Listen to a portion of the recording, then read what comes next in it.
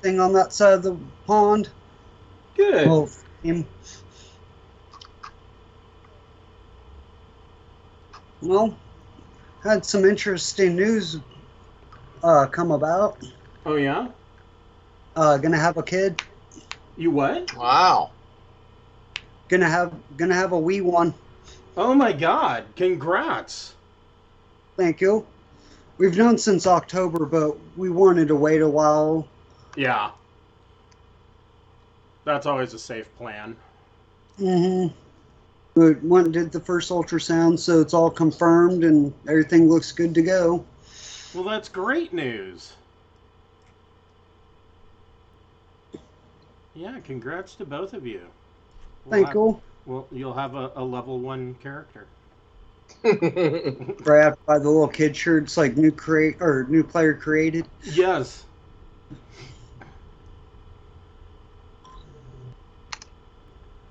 Be sure to start them off with basic and expert edition so they know what good D&D is before they play 5th edition. Or start them off with 5th, keep their hopes low, and then show them. Right. Yes, exactly. Right. Yeah.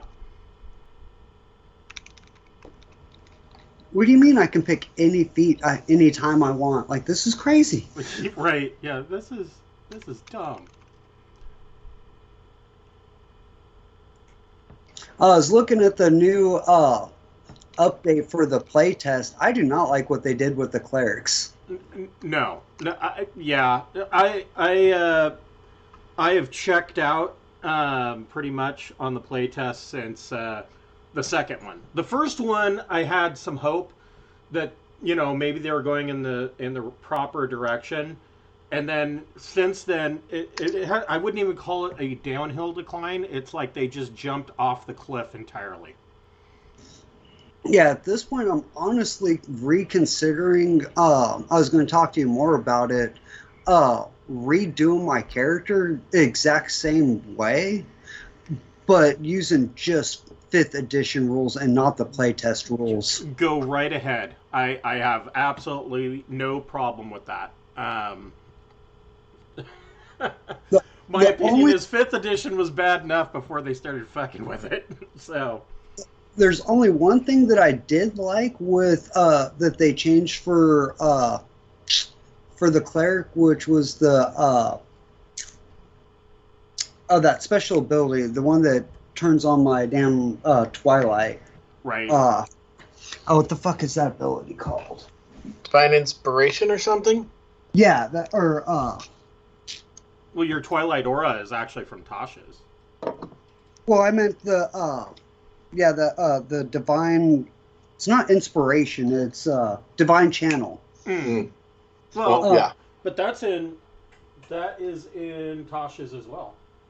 Oh yeah. Well, in the new one, they added another ability to it. So Right. we used to be able to do your domain ability and turn undead. You had the choice of either or.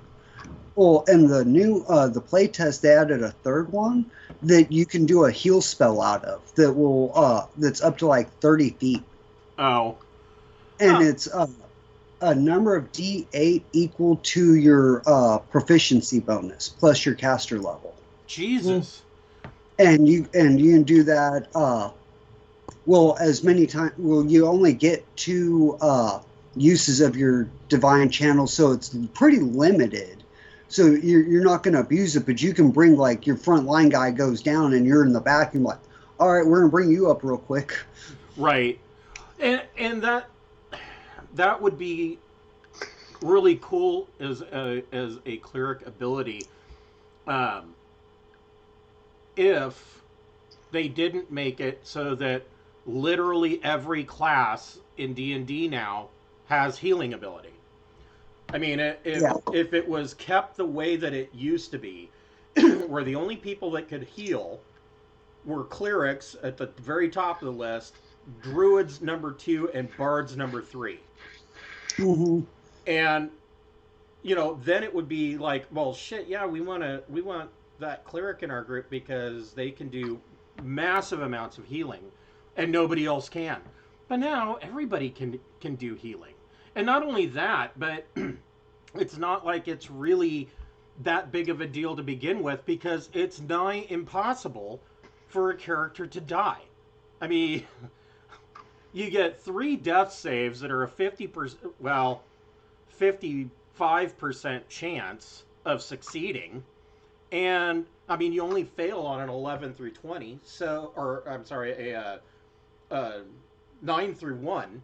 So, I mean, and then more than likely, somewhere in those 3-4 turns, somebody's going to get to you with a potion, a heal, right, something. You're going to be back up on your feet before you even make your 3rd death save. right, exactly. I am.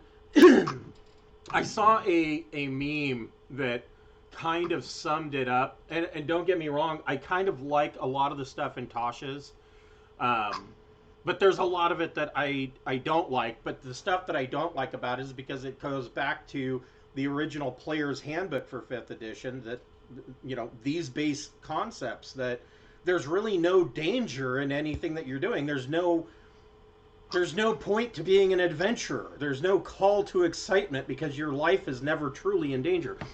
And what the meme said was, it showed a picture of Tasha's cover, and it said, the worst thing the devil ever said, or the worst thing that the devil ever did, was give you more choices. And I'm like, yeah, that's funny. That's kind of poignant to the topic. But I've been working long hours on my new campaign setting, and it's for Old School Essentials, which is basic and expert box set D&D from way back. And it is quite refreshing to see. It's very rules light. You know, I went through the 242 page player's handbook in like maybe 3 hours. I didn't have to reread anything, and I was only half-assing my way through it. And I think I read the player's tome and the referee's tome in like 6 hours, and that was like, oh well, I'll read a little bit, set it down, go do something else, pick it up, read it. Very easy read. Everything made sense, you know, and there are rules in there that in 5th edition they just kind of, oh well, it's optional, or it's up to the DM, and give no guidance on. I would have to say that the Dungeon Master's Guide is the most useless book in my entire library. The only sections that I really pay attention to are the treasure tables. Yeah, like the constant debate, because I still hear debate back and forth between DMs on Eldritch Blast with pull or push. That is it 1 per spell or 1 per hit? Like, I've heard that. Well, and it's even if you read it, it's once per turn. Mm-hmm. So you get to pick which one you want to do.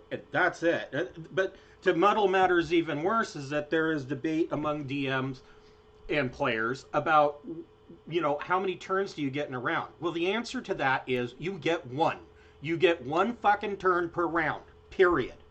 And the fact that you get a reaction that can go any time in the round as a reaction to somebody else's doesn't negate the fact that it's happening on your turn. You only get 1 turn in a round, period.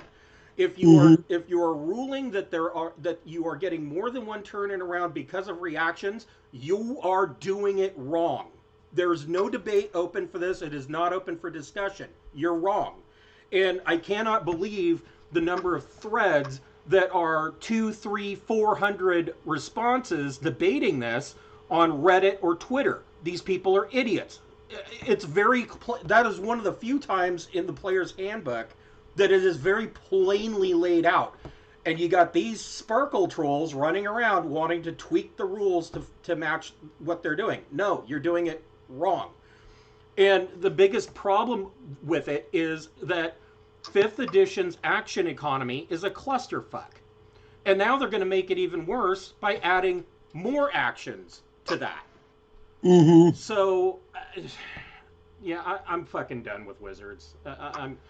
I've had it. This is just getting stupid, and I'm just over it. You know, and I hate for this to be the hill that I'm going to die on, but them removing the word race is a problem. They want to change it to species. Well, here's what the problem is. Race is a social aspect. Species is genetic. And if you're going to change the name to species, then you are now saying that there are no half anythings. There are no half elves, no half orcs, no half dwarves, no nothing.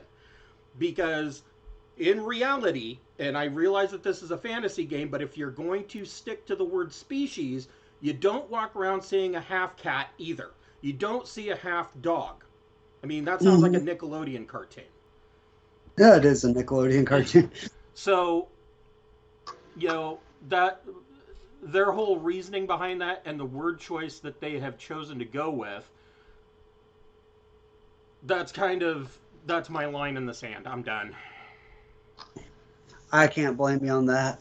I don't believe that there is such a thing as racism in a fantasy game for creatures that don't exist. If you're bringing racism into the game, I think you need to look more personally at what you're... Right. Yes, exactly. Your problem is somewhere else. Right. Yeah, if you look at an orc and you think, oh, well, they're referring to black people, it's not a problem with what you're reading or the picture you're seeing in the book. You have some deep-seated issues that you yourself need to work on. Mm-hmm. Oh, that totally reminds me, Sale and I just rewatched Dee Snider going off on Congress during the music wars. And him talking about Tipper Gore finding all the sexuality in the music. Right. I really think that's coming from her, not us. She's applying her insecurities or desires on what she wants from us. Yeah. Your lady needs help. One of the weird things that I've kind of run into in creating my own campaign setting is a lack of, you know, I'll come to a section that I'll be writing an entirely new section, and the question will pop up in my head of, well, how is this dealt with in this world? You know, is there any precedent for this? And I'm used to saying, well, I'll just go grab, you know, the campaign guide and look in the index and look this up, or, you know, flip to a page that I know where this is dealt with and reread it so that I can see. No, there's none of that. I'm just like, oh, well, I guess they're just going to have to do it like this and just come up with it on the spot. You know, it's world building is interesting. Hello, Cameron. So Billy's got news. There's going to be a wee one in 7 months. Oh, hooray. That's so cool. Wow. Yep. There'll be a new player. Yep, getting a new level 1 character. Player 3 has joined the game. Hooray. It's good shit. Congratulations. Thank you. 1, 2, 3. Gabe's going to be out. He is at... he's at my sister-in-law's for their family baking day. Yeah. And the baking day that usually ends up not being really as much baking as they had hoped. At least that's the way it turned out last year, but they're hopeful. Family drinking day. Yeah, they're hoping that lessons were learned. Hey, Brian said he's going to be like an hour late, so I think... I think Brian's caught up in the World Cup series. Yeah, I think this is us for now. Let's see, he's back here. We'll just add him back in when the time comes. I'll be right back. Okay. While you're doing that, I will go ahead and bring us in. Welcome to Waterdeep Dragon Heist. We'll be picking up where we left off last week. The players are following on the trail of the Stone of Golorr and trying to figure out what this thing. They don't even know what this thing is. They're trying to figure out where the errant Nimblewright took it, and what the nefarious plans are. Who wants it? Nobody knows any of this information yet. Questions were not asked at the proper times, and so the players are running in the dark. But before we get started, we'd like to thank a friend of the Greenwater Guildhall. None of these are sponsorships or partnerships of any kind. They are just products that we really like. And today we would like to thank Fable Beard Company. Fable Beard Company makes beard products for for the bearded individual in your life. They have balms, oils, butters, co-wash, beard wash, deodorants, spray-on colognes. I hear that they have some lotions. Those are more for the ladies in your life. And each of their scent profiles is a different fantasy character. Today, I am wearing... What am I wearing? The Hillbilly. I'm wearing the Hillbilly, which smells of maple bourbon and spiced apples. But I'm sure that they have a scent that is appropriately themed for you.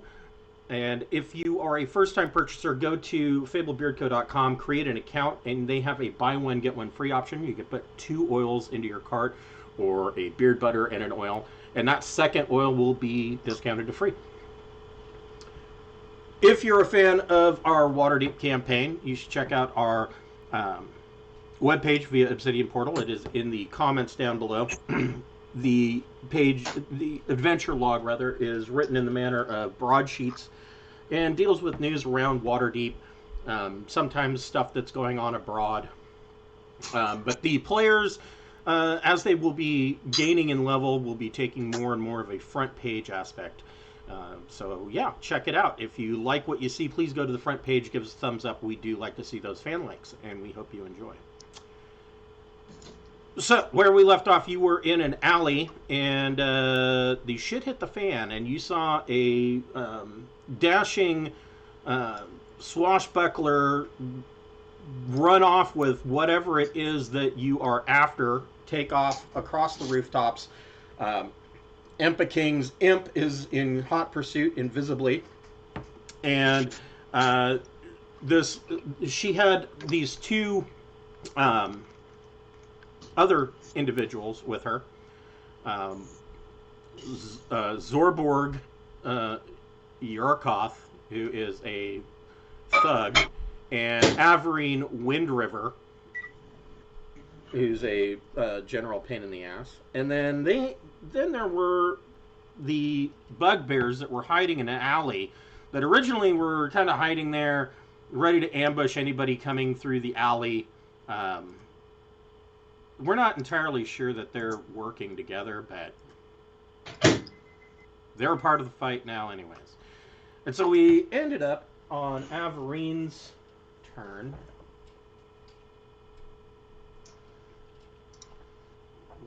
What is Averine?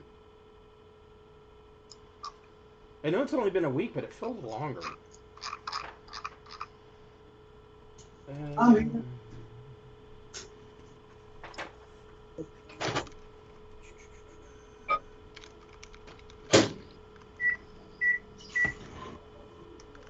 That's right, she is a spy.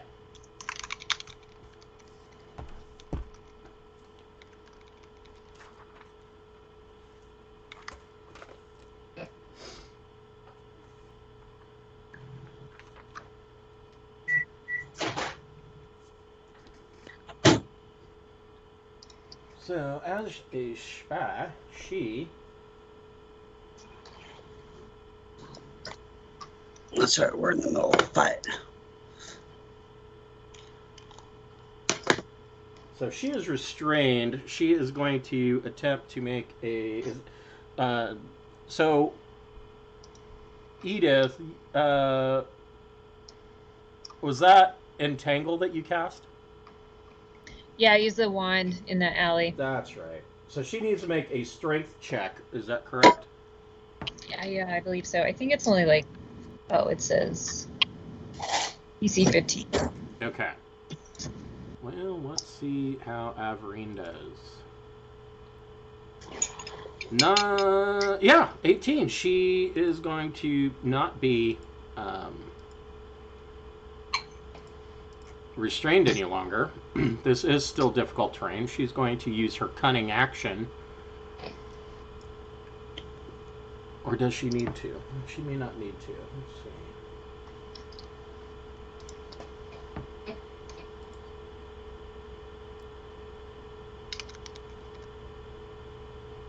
So that, oops, is half her movement to get to there.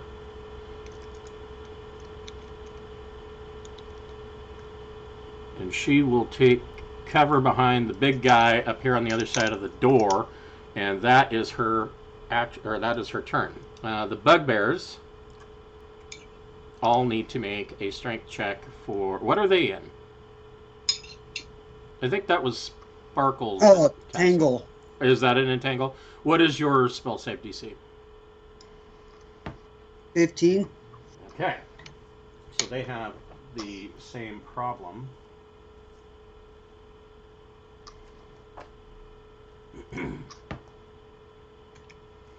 Except they have a +2.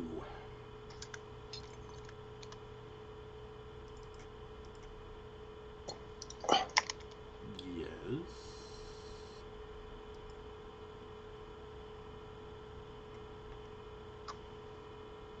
There we go. What was the first one? I'm not rolling twice. So they fail with a 14. They are still restrained.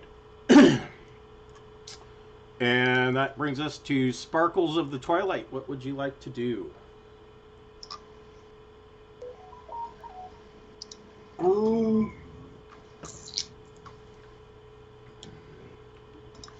concentrating on entangle. Might as well just whip off an arrow. All right, pick a target. Closest one to me. All right. Yeah. Let's see, where's my dice?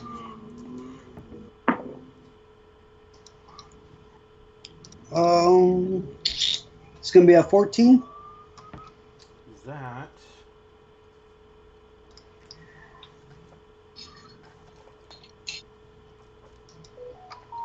is a miss. Oh, set base. That's all Sparkles can do. Wait, was I? No, I cast a spell, so I wasn't hidden. Right. Never mind. Okay, so we are to Empa King. What would you like to do? Let's see. I know there's guys out front. Oh yeah, they're coming for you. And I know there's a lady in the back that we're going to have some difficulties with. Now, is this guy still here, or because Gabe's off, is nobody there? No, he's there. That's Zorborg. That's not Gabe. Oh, so that's the with the enemy. Yeah, that's the thug. With his terrifying initiative of 1. Yeah. I can see him through the doorway, though, right? Yep. I will blast as him. First, I will hex him bonus action. Okay.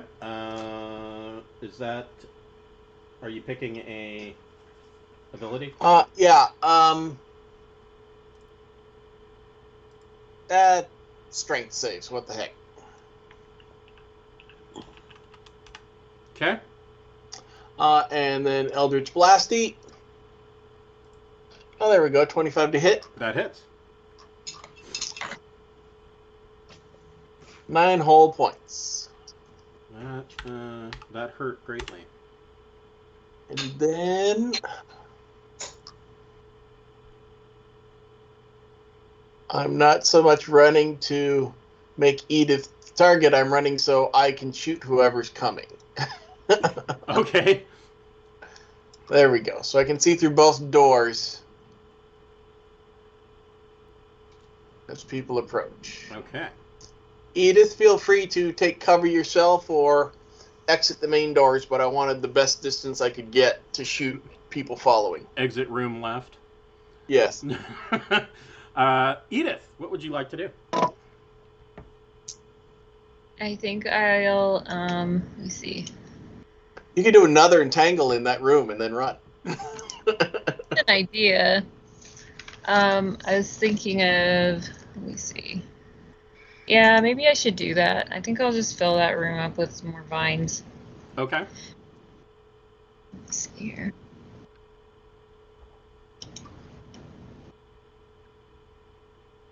How many? I forget how much. 20 feet square. Okay. This room is not quite 20 feet, is it? Probably not. It is 20 feet wide, but not tall, so it might spill out in the alley a little. Yeah, it'll fill the room. Yeah, cope. Try and run through that. So your entangle spell, because there's no plants in here. It takes the form of the dough that Kettle's Meat Pies is using to make their meat pies, the crusts and whatnot. You just see like stalks of wheat grow out of these balls of dough and fill this entire room with yet another entangle. And so, what would you like to do for the rest of your turn? I'll get in here with Imp King. And I actually think I can get out the door a little bit, but I'm not sure if I should. I guess I will. Okay. Okay.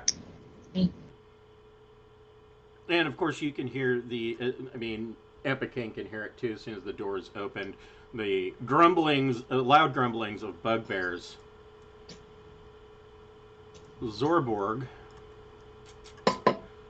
is going to have to move through the difficult terrain of the doughy wheat stalks.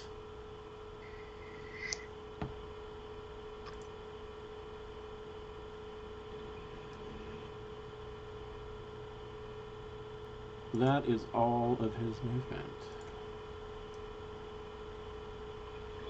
He can get to right there. I mean, yeah, he could dash since he can't really do anything else.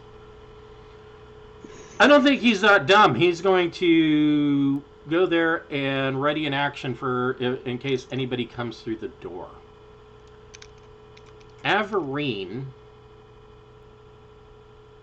is not going to do that. She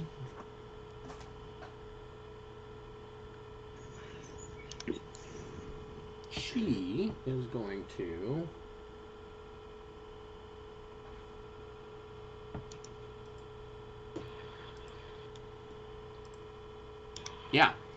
So Averine scrambles up the wall and then I'll put her right there. She is on the roof. And I suppose, yep, she is going to, she's like, fuck off, Zorborg. You're on your own. And she's going to use cunning action to dash, and she runs skipping across the rooftops, running off in the distance after the dashing swashbuckler. We are back to Sparkles. Oh, Sparkles. Roll your attack again from the last turn, because you would have gotten advantage on that. Why? Because they are restrained. Oh, that's true. I did. That would have been actually a 17. That is still a hit. This guy would be dead. Nice. Oh, wait.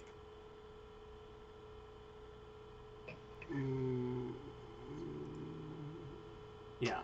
He's not dead, but he is Smartin.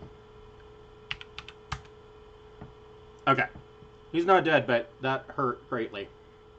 Well, I'll whip off another arrow at him. All right. With advantage, and nat 20. Yes, that is a critical double damage. 20 damage. Okay, so this guy is kaput. We'll just move him into the dead pile on the roof. Phew. Excuse me. So, yep, she's just going to stay there using the trash as cover and just whipping off arrows, waiting for everybody to catch up. Okay. Empicking. I will move up to where I can see him and shoot him again. Go for it. 23 to hit. Yep. 15 more. Ooh. Zorborg goes down. Then I will use my other 10 feet to come back towards the Edith, and that's it. Okay. A thing on Hex, it says use a bonus to move it to another enemy, but it doesn't say within sight, even though the spell initiation speaks of that you can see. My guess is it ought to comply with the original spell criteria. Yeah, I would think that you would need to be able to see your target in order to move it. Okay. Would be a logical explanation. Figures much. So I can't move it to a bugbear yet, but I can on another bonus turn. There is one thing from the new Unearthed Arcana for 1D&D that I will say that I do like, is that they clarified invisibility. Did you see that, Billy? No, I don't think I caught that one. So, a lot of the debate about invisibility was that, okay, well, you're invisible, but you can still be tracked because of noise or, footprints, things like that. And one of the debates was, well, there's no condition or statement in the player's handbook that that all creatures are visible. What kind of fucking stupid response is that? So what they did is they clarified it by literally saying that if you are invisible, you are unseeable, which means all spells that require line of sight, all of that automatically cannot be done or fail. So nice. Yeah, I mean that was, I would think that would be, common sense, but the Sparkle Trolls evidently need everything, planned out. I did appreciate the difference between fly and hover. Right. Well, and yes. And the assumption being that they changed it so that a character that's in flight is in flight. Not the way it was laid out previously was that it's kind of assumed that you don't really fly, you hop. And which made dragons dumb. I mean, if I was a dragon, I don't know why I would ever land and face my players. And the only reason why I ever do it is so that, it's not boring. Because otherwise, the dragon's just circling around, waiting for its breath weapon to recharge and slaughtering the player characters. Yeah. But, Edith, what would you like to do? I missed where those two people biffed off to. I'm just curious about that. So both of them went up onto the roof and ran off in a northerly direction across the rooftops. Alrighty, gotcha. The bugbears are restrained? They are. Should we just book it in the direction that the important people went? What do you guys think?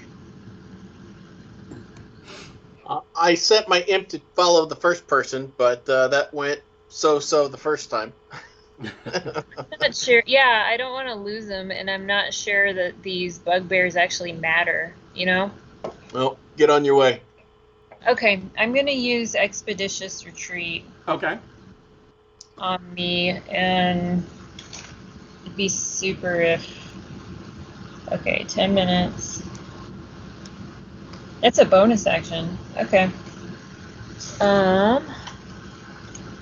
So yeah, you could technically, if Expeditious Retreat is a bonus action, you could technically step out, cast another spell on the bugbears, or whatever, and then use your movement action with the bonus speed from Expeditious Retreat.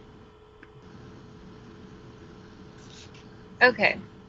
So yeah, I'll cast that as a bonus action. Step out. I'm gonna Ray of Frost this dude. Okay. I might help slow him down a little bit, if nothing else. And you have advantage on the attack roll. Oh, cool. Oh, because they're restrained, huh? Yep. Let's see. God damn it. I rolled a 4 and a 3. That's not going to work. Okay. And then what was your total? Like 8 and 7. Yeah. No, that's a miss. So I can move 20 more feet. So, okay. I'll move that way. Well, Let's follow. What about, but you get the extra movement from Expeditious Retreat as well. I thought the Expeditious Retreat let me do a dash action as a bonus action. Did they change that? I haven't. You are the first person that's used Expeditious Retreat, so I'm probably thinking about the older version of that spell. The spell allows you to move at an incredible pace when you cast a spell, and then as a bonus action on each of your turns until the spell ends, you can take a dash action. Okay, so it basically gives you the rogue ability, is what it does. Yeah, so for the next 10 minutes I can a lot, but not right this turn. Gotcha. Yep, nope, you are correct. All right.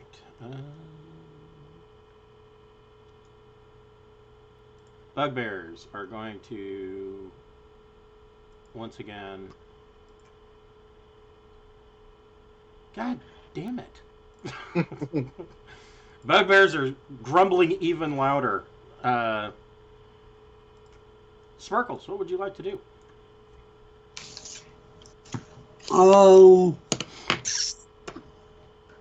Don't have dash as a bonus, so if we are bouncing out, she'll just do dash as her action and bounce bug out. Okay, you can move double your movement. Where are we going? Edith's already like off the map, right? Or no? No, she's not gone yet. But they are heading up in a northeasterly direction along the rooftops. Actually, I thought they were catching up faster. I'm gonna go ahead and use my main action to shoot an arrow at the next bugbear. Okay. And that way I can provide support while they're making their outward. 21. That's a hit. And don't forget, roll with advantage. You might get that nat 20. That was with advantage. My other roll was a 2. Yeah, well. That's going to be 6 damage. Okay. All right. And did you want to move at all, or are you staying where you're at? I'll do a little movement. We'll move back to here. Okay. What would Empa King like to do? I will follow suit in that I can come out to here and shoot one of the bugbears. Okay. Do I get advantage? Yes, you do. Goodness. No crit, but a 22 to hit. Yep. 15 points. Ouch. That stung. And then what would you like to do? I'll move the other 10 feet I have, and that's I will Then use my bonus to put it on that bugbear. Okay. Hex. So he is now hexed with strength.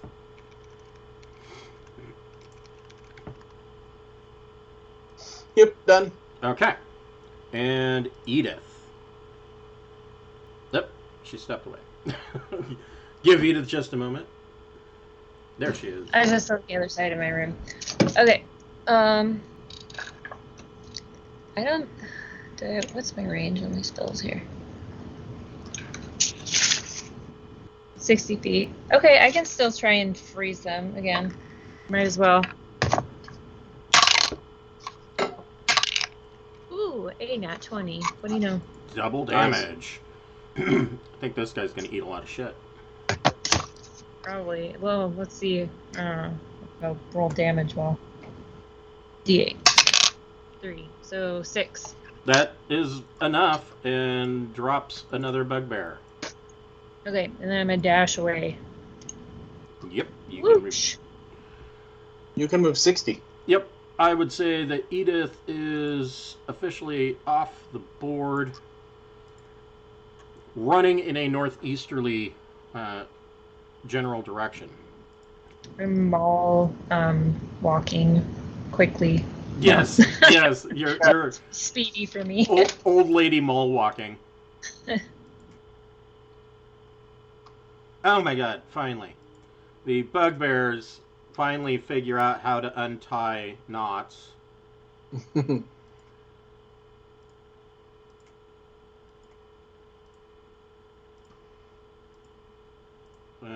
are going to...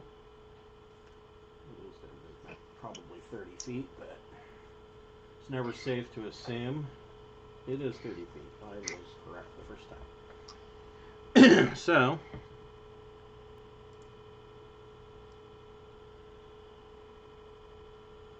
that is all of his movement.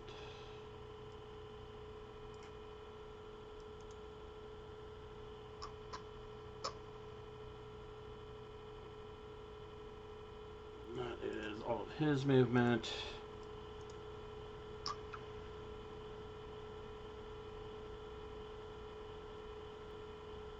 And this poor asshole's still stuck in the vines, but at least he's not restrained. Sparkles, what would you like to do?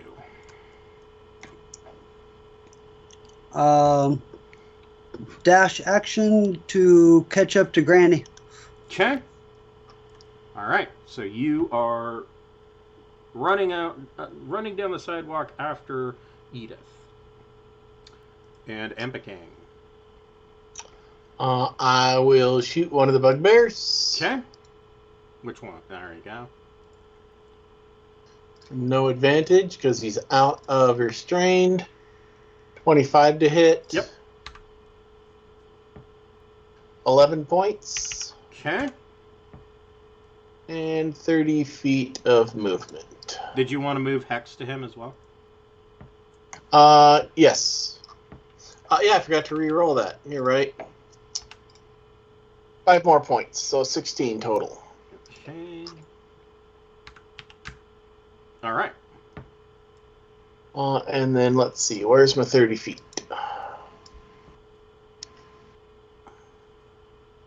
Yeah, right there. Okay. Best I can do. Keep running, guys. All right. So I assume Edith and Edith, go ahead and make a perception check. Oh. I gotta pay more attention to that.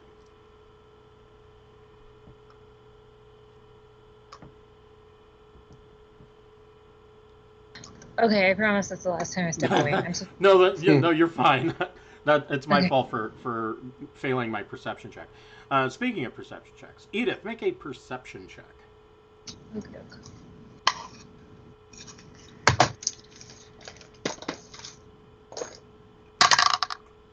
6. This is nice. Okay. All right. I failed it. Okay, so you have lost sight of the spy, Averine, but you know that you know the direction she was running, but you've lost sight of her. Okay. bugbears. I assume that, so with your action, you are continuing to run and try to find. You're trying to regain sight of her, and you're running down the sidewalk, and you know that Sparkles is not far behind you. The bugbears. Can I see Impa King too, or No, you Oh, okay. you ran up this way. I just have you over here because you're off the map? Okay, Yeah. yeah, fair enough. Bugbear 1 is going to move 30 feet. And Bugbear 2 is going to move 30 feet. That is 10 feet. He has another 20. What is the range? 120.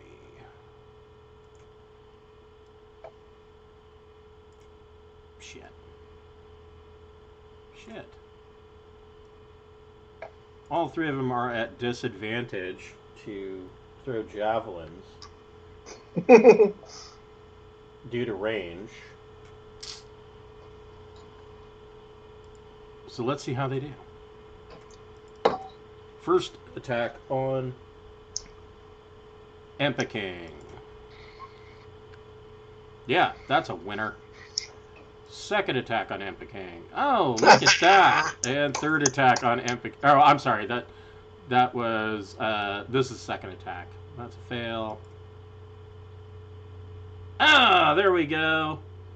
Hold on, you rolled 4 times and called that 2 attacks? Yeah, disadvantage. Oh, I see.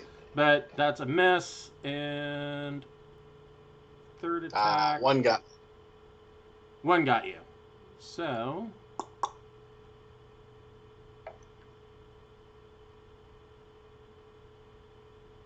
okay. So this is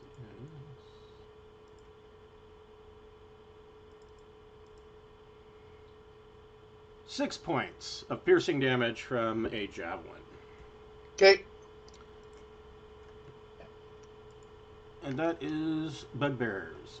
Sparkles, you are chasing after Edith. You're about 30 feet behind her. Sparkles, make a perception check.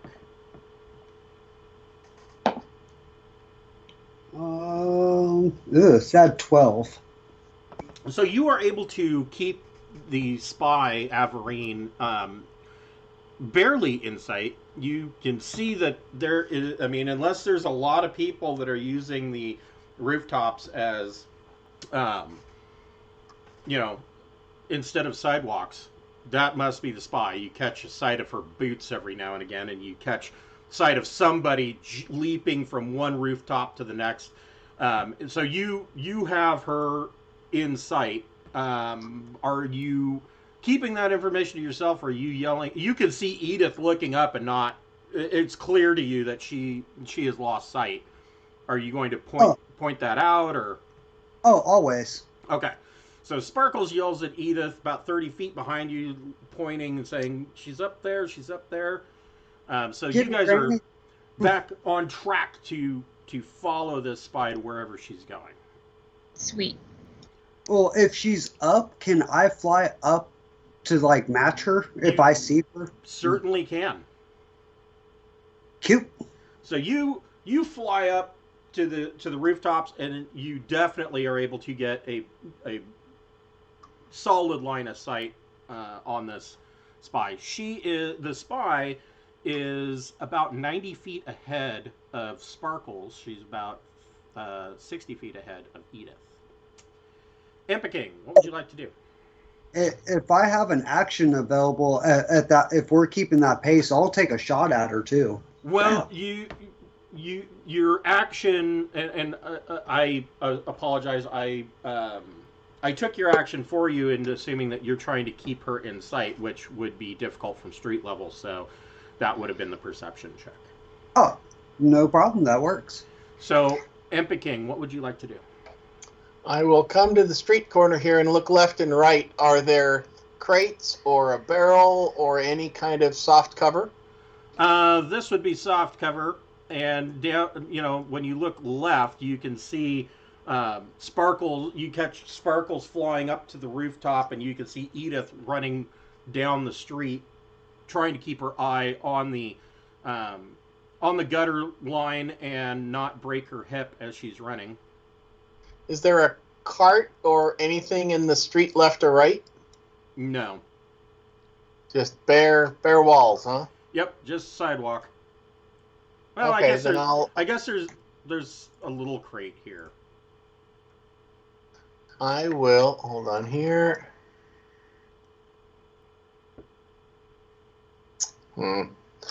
I'll do. It's not even garbage. I'll go right here, tuck in tight to the corner. Okay. And enter my bottle. Okay. So you enter your bottle. I'll just give you the little... The goal is they see me turn the corner, and then there's a nondescript, very boring bottle in the street that has nothing to do with anything. Right. Interesting. Not in the middle of the street, but just useless something sitting against the wall. Edith. And I mean, my bottle is like this, right? Yeah, I would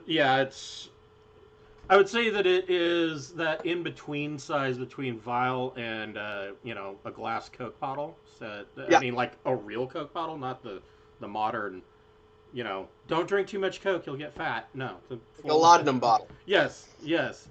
So, Edith, you're running, trying to keep up. What would you? Are you dashing to keep up? Are you, like I said, the spy on the rooftops is still like 60 feet ahead of you. Are these like peaky rooftops? Like, yeah. Does it take? They're peaked and they have slate shingles. So if I cast infestation and they walk a direction that's not the rooftop, they're probably kind of fucked, aren't they? Well, there's a problem. Let me double check. Okay. Let me double check and look at infestation.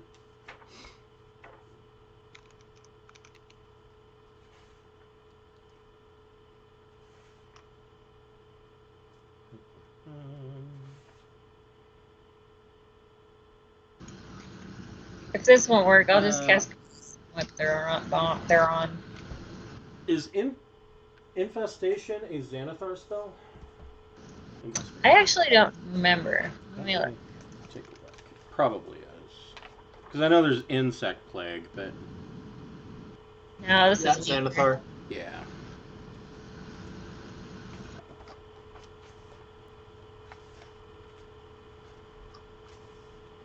Well, the range is only 30 feet, so I might not be able to reach. So, yeah, there would be...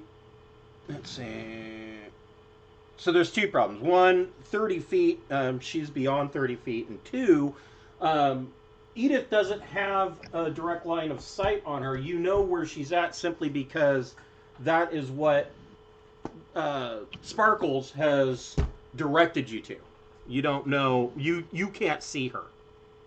Oh, I can't see her. So you could attempt another... You could attempt another perception check and then movement of 30 feet. To try and see her, or you could just dash and keep running. Okay. You can see Sparkles because he's flying, or she's flying with her little gossamer wings. Yeah, I think I'll use the bonus action to dash and try a perception check to see if I can see. I can get better line of sight. Okay. Good. Make a perception check. 15. Okay. You get direct line of sight on the spy as she is leaping between rooftops, and now you have a line of sight on her. You can then move up to your full movement in keeping up with her. However, the spy is not. She's continuing to use her cunning action. And gains another 30 feet. So she's now 90 feet in front of Edith. bugbears. The bugbears.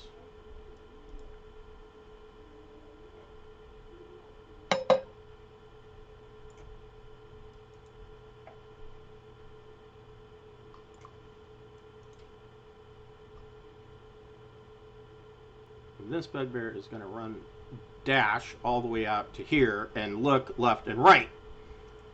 And that's all he can do. Sparkle.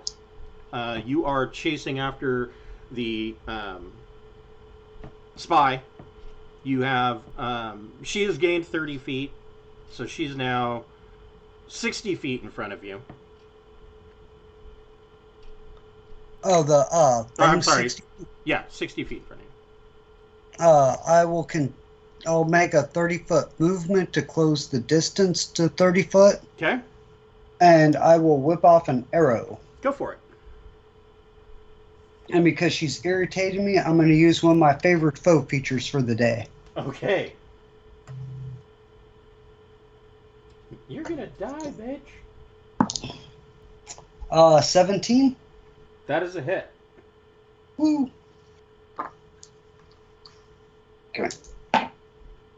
Let's see. 14 damage. Okay. So she has an arrow in her back shoulder, and you see her kind of, stumble, but keep running.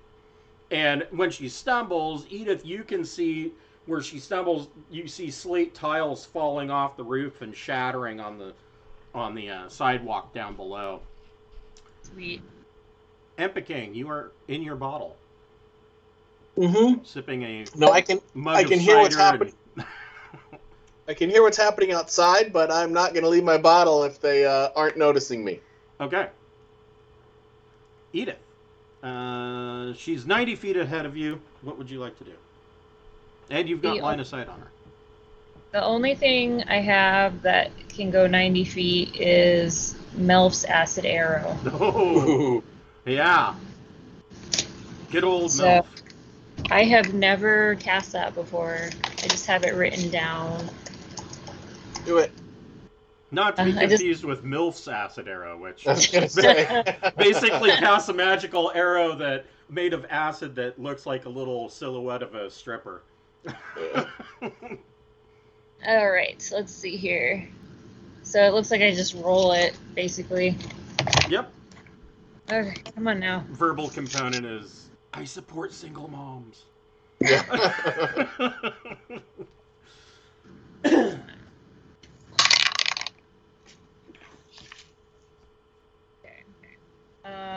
So that's 24. Yeah, that's a hit. Yeah. Okay, and then it says She's gonna regret 4d4 acid damage immediately and 2d4 acid damage at the end of its next turn. Okay. It's so nasty they had to make it a ranged roll. You couldn't just have a save. Right. It sucked. Yeah. Yeah, Okay. I think it used to just be a save way back in the day. Or, no, in 3rd edition, it was still a ranged attack. But... Mm-hmm. Okay. So 7 acid damage this turn. Ugh. Yeah, she takes this acid, and so Sparkles, you can see this green bolt blast into her, and you see her leather armor just start to smoke and sizzle on her back, and some of this acid drips off, and it leaves like a little smoking, little drops on the rooftops as well as this spy is running. She continues to hoof it and does another 60 feet, but she isn't looking healthy. She's gonna have a problem very soon. So is that was that her turn then? Or... She's going on your turn, but because she's not doing anything other than running. Oh, okay. So is she supposed to do another 2d4 at the end of her turn? Do we do that now? Yeah. Go ahead and do another 2d4. Okay, there she is. Okay. Sizzle. So she continues to sizzle, and she is slowing down considerably due to pain and the burning. the bugbears.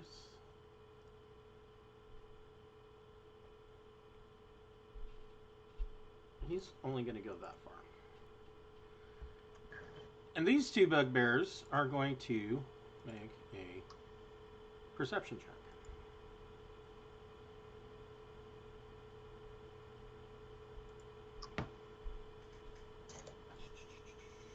Oh, man.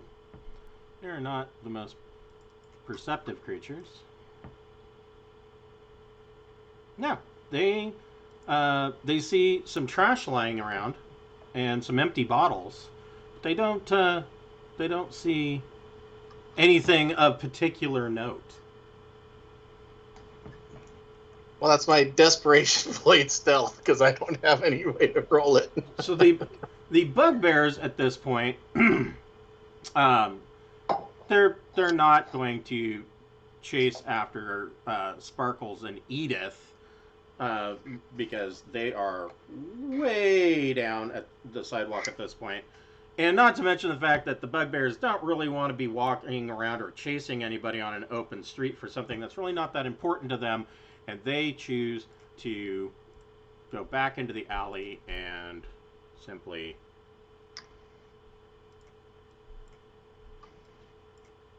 leave the fight.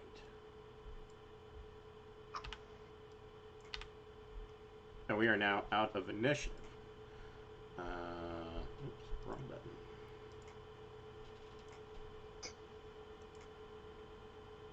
Let's see where this takes us.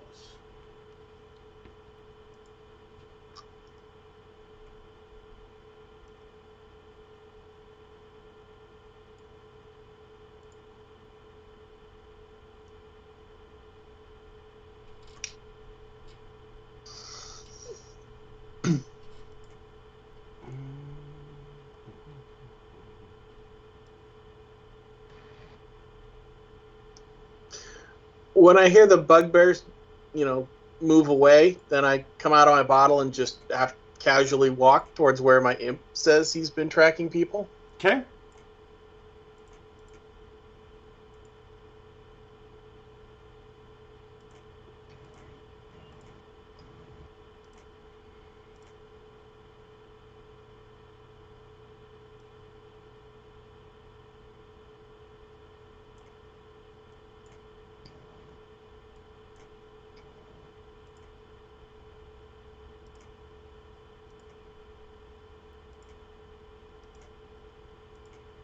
And because you're casually walking, I'm going to put you up here on the board.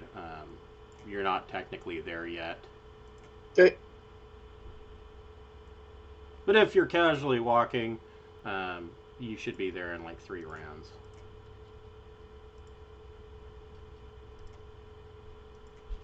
The underlying idea is not to make a ruckus or run into other people or don't draw alert attention to bugbears. yourself. Yeah.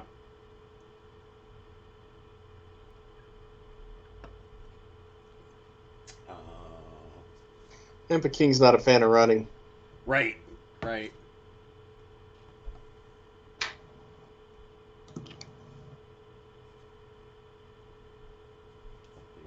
find out where I am going.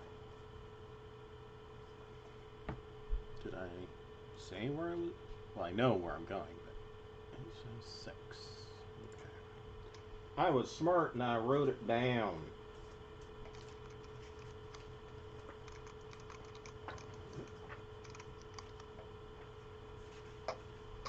Okay. So, Edith and Sparkles, you follow the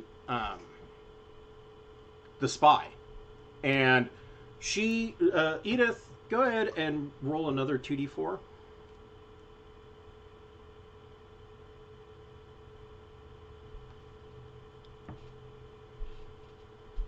The spy kind of jumped,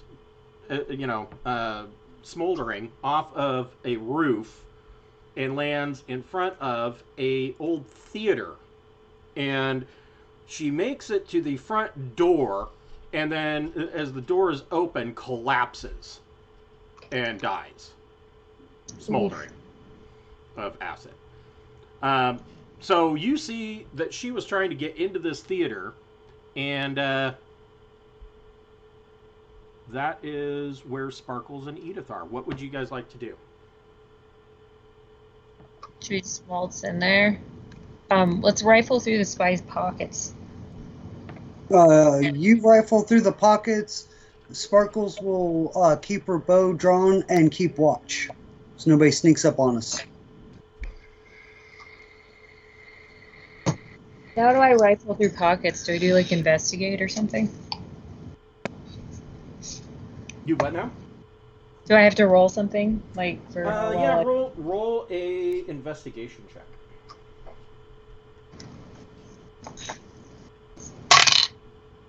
Oh, 23. Ooh, okay. You realize her jacket has 73 pockets. You find 5 gold pieces. Baller. 6 silver pieces.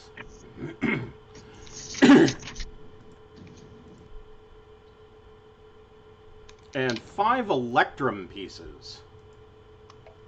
Really? That's weird. But no like warrants or clues or anything good? No. Just these. Okay, well, hey, I'll take it. The other thing that you find is that she clearly, when you roll her over, and I say clearly, on her neck, the skin is, melting and bubbling and sloughing off of her body. But you can see the remnants of a black-winged snake tattoo. Okay, maybe we should rush into the theater and be like, hey, someone fell off your roof and they're dying. So we'll probably rush to help and then we can go past. So this door is open, and inside, Sparkles, you can see that... Wait, did they see me rifling through the pockets then? Oh, yeah. And so... Hey, I would not have done that if I had known that someone was staring at me. Well, what you see, and I'm not sure that it matters to you, is a ghost. Oh, all right. The ghost is going to call the city watch on me. And this ghost is dressed in a suit, and his hair appears to be unkempt, and he just floats in plain sight, waving his hands, and he, when Averine falls dead, he is in the middle of saying, "Let not this harried visage diminish you, gentle sirs and beautiful ladies, for I am but your friendly host. What fine art have we wrought for you this day? Buy your tickets and behold, you shan't be disappointed." Oh my! Is she dead? Oh, what happened to her? She fell off the roof. Oh, well, that would be deadly indeed. And I mean, there's still smoke coming off of her, and there's an arrow sticking out of her. She must have fallen on that arrow. Can he talk to her ghost now? Is her ghost going to rat us out? And he then just, almost like a recording that... is glitching out. He kind of goes, and he just goes into the spiel again. Let not this harried visage diminish you, gentle sirs and beautiful ladies, and just keeps going on. So how much is a ticket? Because I'm sure he can bust out some pretty badass moves if we don't buy one. I mean, that's why you'd park him there, right? A ticket costs 5 copper. Okay, well, let's buy a ticket and then just roam around. What do you say, Sparkles? Sounds like a plan. Okay, I'm going to mark off 5 copper. I'll mark 5 off. Okay, and there are stairs leading down into the theater here and here. Should we wait for our friend? No, we don't have time. Let's just go.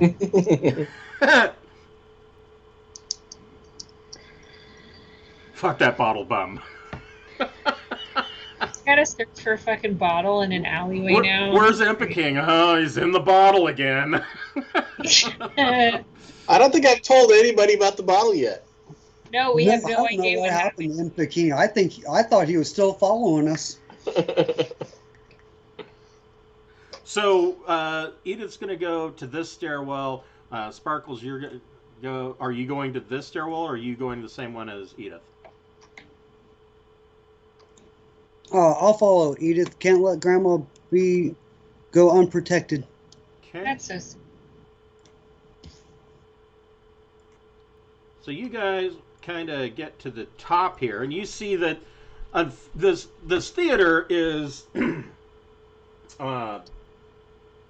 fairly sparsely seated, and up front.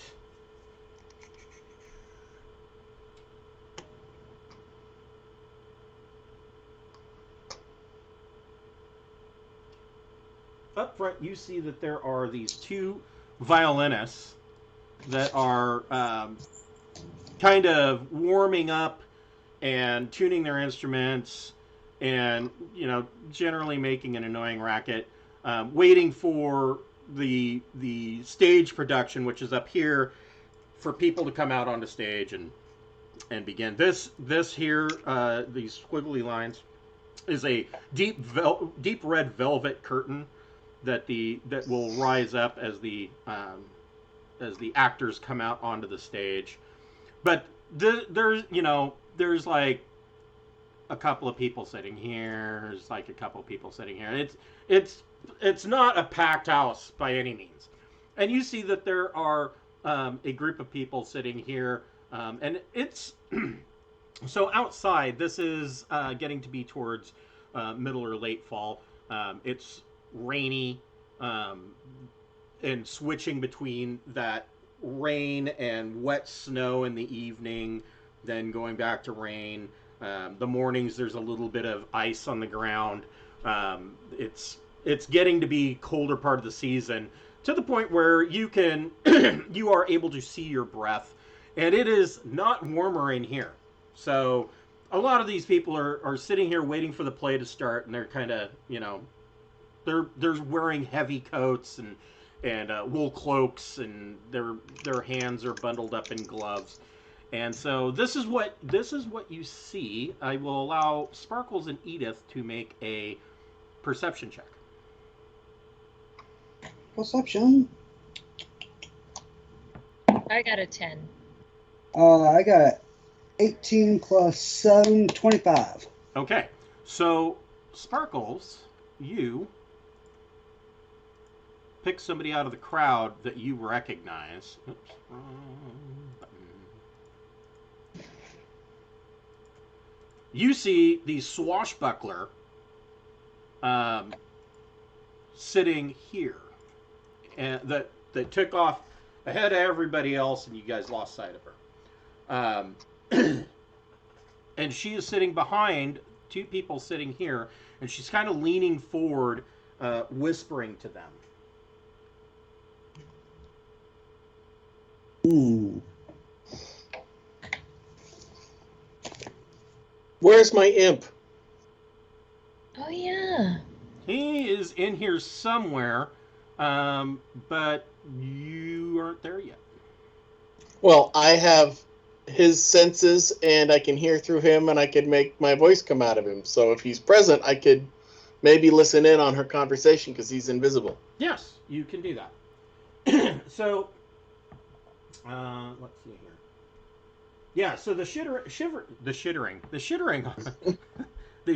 audience includes about 30 people seated in various locations throughout here. And the ticket that you bought is for a performance of Blood Wedding, a play about love, jealousy, and death.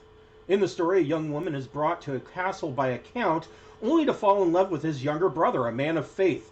Her betrayal eats away at the jealous count. He murders his brother on his wedding day and pursues the bride, who hurls herself off the castle battlements in despair. The count is cursed by the gods and transformed into a creature of darkness, damned to live in his castle and feed on blood. A female cellist and two male violinists provide musical accompaniment. Sounds good. Yeah, that sounds vaguely familiar. It's my Sounds story. Dracula meets Beauty and the Beast. Well, it's the story of Strahd. Let's see, she.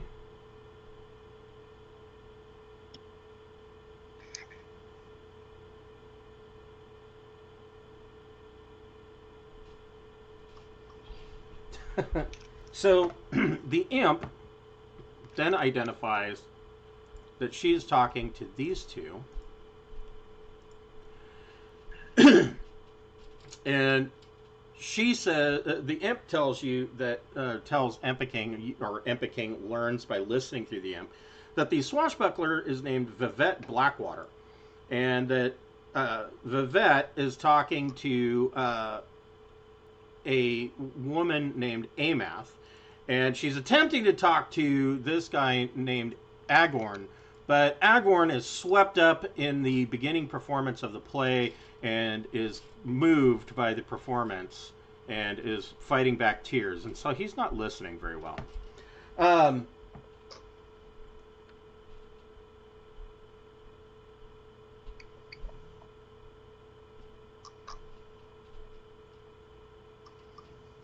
So the things that you learn is that these three are high-ranking Gentarim agents. And that Evette is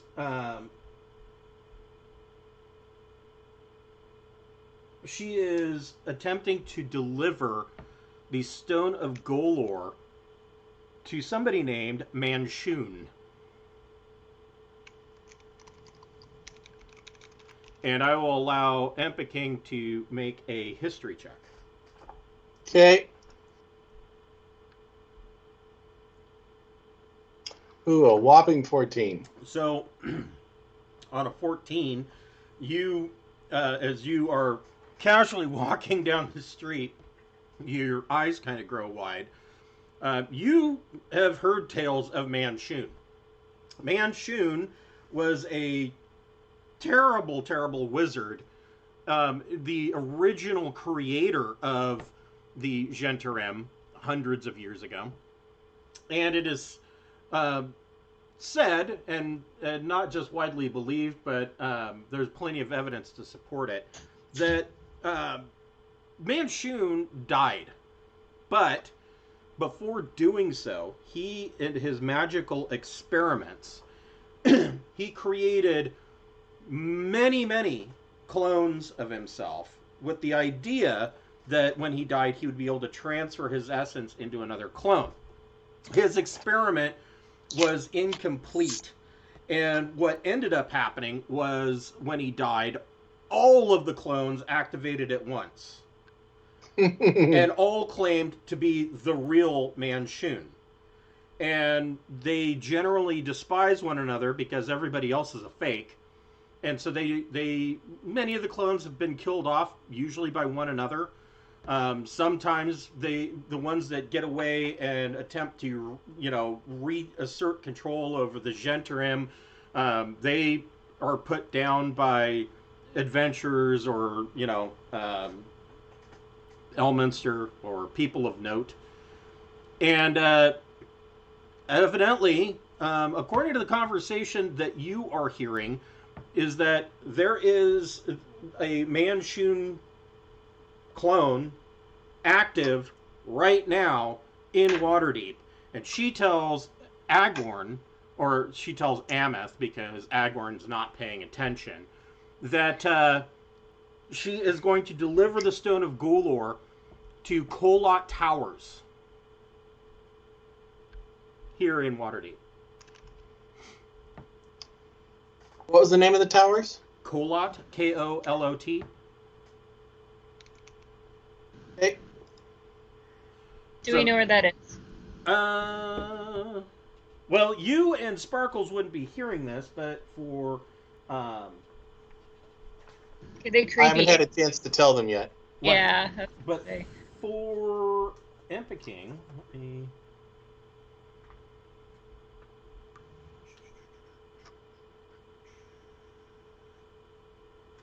Lecture Wizardry.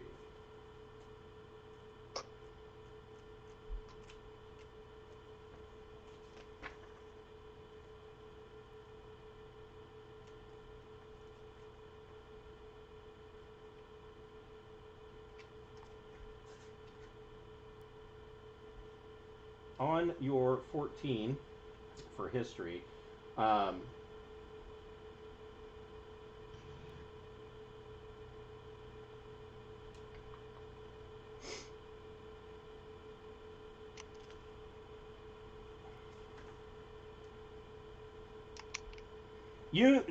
Epic King, you know that Kolot Towers are a dilapidated two-towered edifice that stands in the South Ward.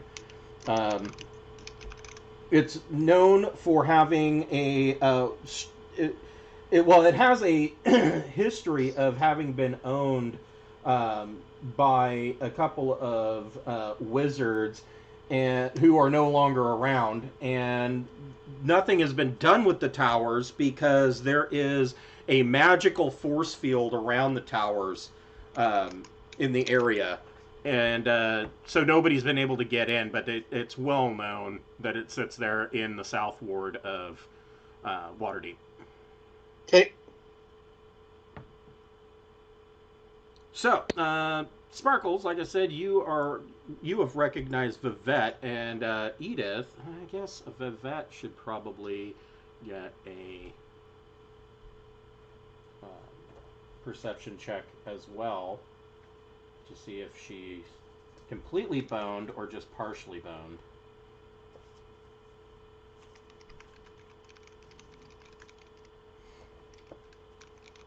So let's see.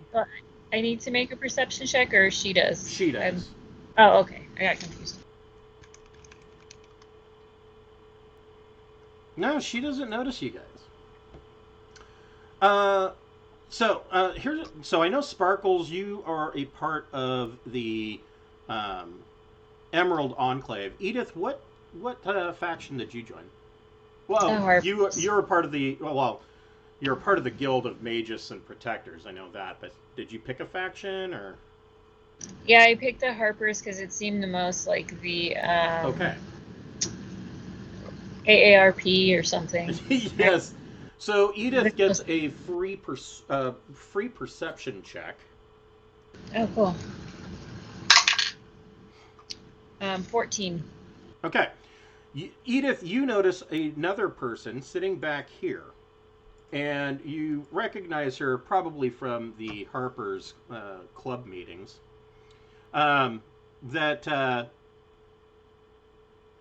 This is a Harper agent named Remelia Haventree, and she is sitting back here keeping, and it's very clear to you, she is keeping a very watchful eye on this group of three people that are chatting to one another. Can I sidle on up to her and try and ask what's up? You certainly can. Cool. Howdy, fellow Harper. So Remelia, Sparkles will follow if it's open format. So Remelia, gives you the secret Harper hand sign. I don't know what that is, but it's probably not nearly as perverse as one might think. And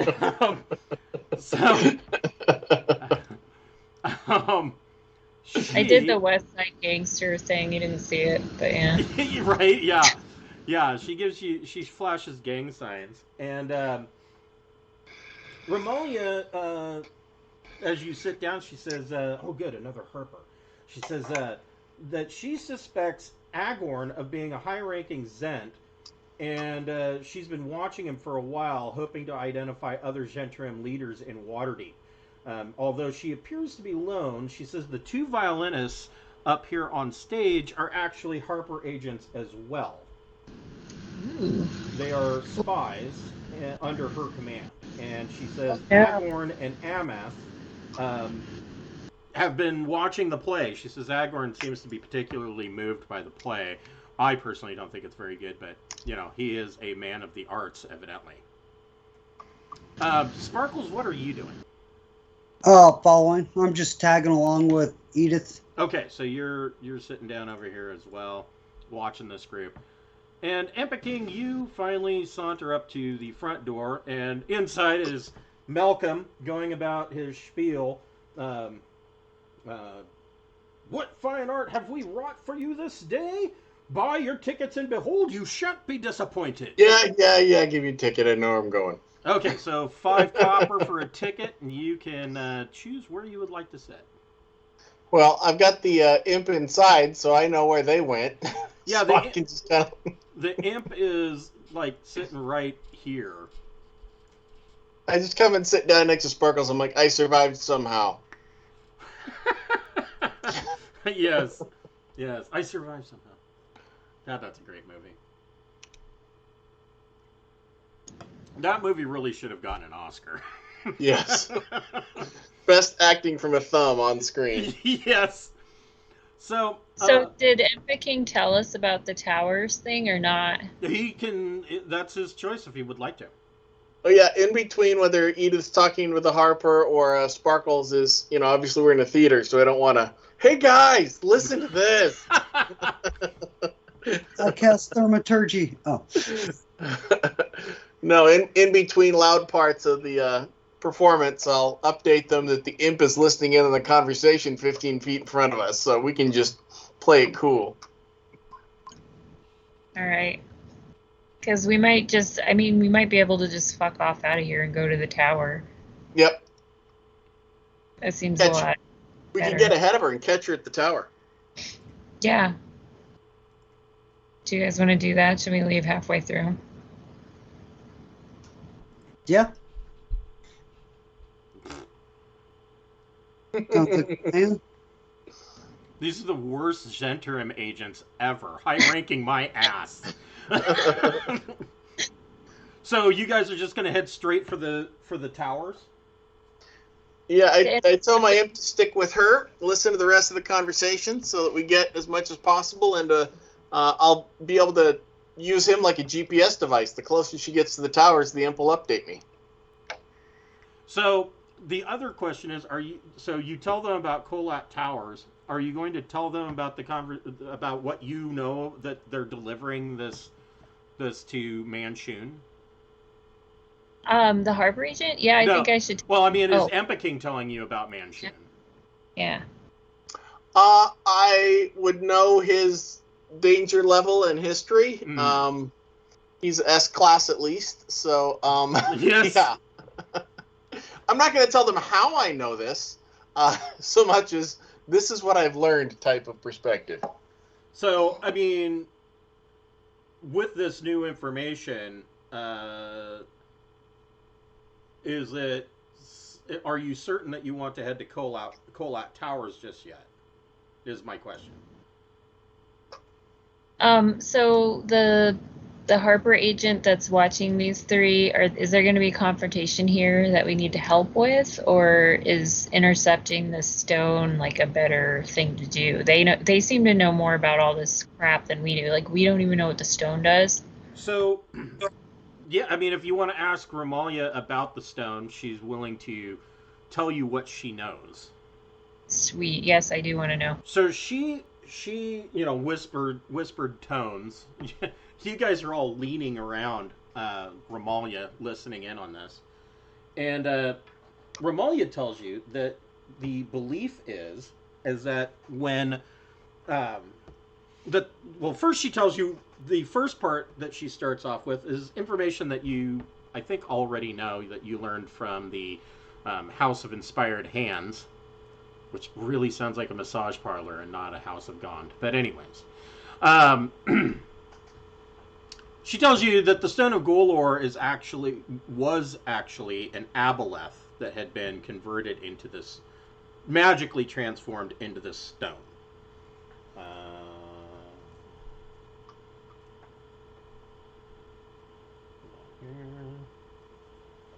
So that I don't completely butcher this.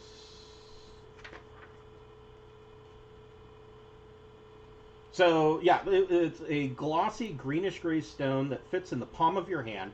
The stone was actually an aboleth named Golorr, transformed by magic into an object. She tells you that it has the following properties, namely one minor beneficial property and one detrimental property. It is an intelligent item. The Stone of Golorr has 3 charges and regains 1d3 charges expended daily at dawn. While holding the stone, you can expend 1 of its charges to cast a Legend Lore spell. By using the stone to cast Legend Lore, you can communicate directly with the aboleth, and it shares its knowledge with you. The aboleth cannot lie to you, but the information it provides is often cryptic or vague. The aboleth knows where, and this is where the key to this really comes in. So, before she tells you this next part, she says, when Laeral Silverhand was voted in and took over as Open Lord of Waterdeep, your guys' previous characters from 2 campaigns ago were present for that. And Dagalt Neverember was ousted because he is incompetent and kind of a dickhead. It has since become knowledge that Dagalt Neverember embezzled a ton of money from the city of Waterdeep to the tune of like 500,000 gold pieces, or as gold pieces are called here, dragons. That is the name of a gold coin. And this money has, since his departure, has not been found, and it is high on the Masked Lord's priority list to find said money because, I mean, 500,000 dragons, that's a lot of cash. It is said that he hid it somewhere in a vault in the city, and that the aboleth knows where Lord Neverember's secret vault is located. And it knows that there are 3 keys needed to open the vault, and it knows where they're located at.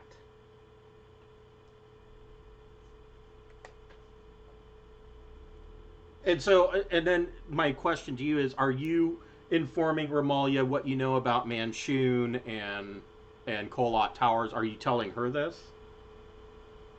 What do you think, Epic King? The Harper's kind of deal in this sort of information. I really doubt we're ready to play in these tiers of danger and reward necessarily. So having primary Harper lead on and work kind of in the background, get a reward type of thing. It seems more likely we can play second than keep it for ourselves and no one else participates. Well, my character flaw is to be, like, too trusting. So if I know it, I'm going to spill it. Mm. Okay, so you... I don't know, how does Sparkles feel about that? Sparkles is I bet Sparkles would be enthralled with the play, honestly. Yep, probably. That's my guess. yeah, but we're also in the midst of things, so she's very focused. Good for So, her. but she'll go with whatever the party says. Okay. So you inform Romalia of this, and she is quite shocked and disturbed that a threat of Manshoon's power is active in Waterdeep. And she says, she almost a little too loudly, she said, I don't understand how we could have missed this. I mean, how is it possible that Manshoon could be moving openly in Waterdeep? And if he gets his hands on the Stone of Golorr, that would be a ton of money that he could use towards his operation, which can't be good, and we don't want that. So he cannot get his hands on that stone. Vivette looks over her shoulder and sees all of you huddled together, whispering to one another, and sees that Romalia is upset. And she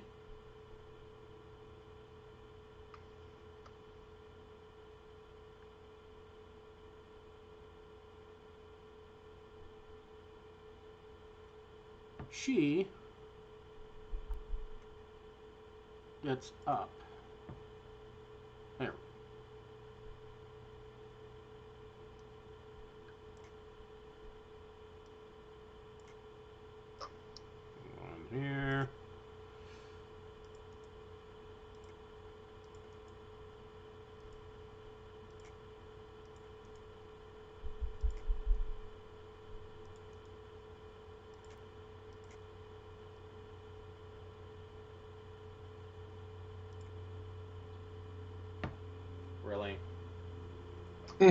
Fuck you, dice roller. There was a reason why I didn't use electronic dice rollers, but she gets a free action, kind of like a surprise, because you guys are sitting down talking, and she books it to the stairs.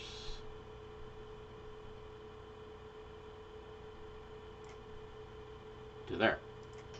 She is bolting. Everybody roll initiative.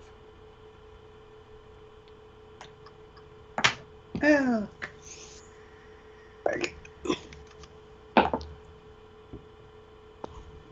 I set the imp to follow her again. Okay.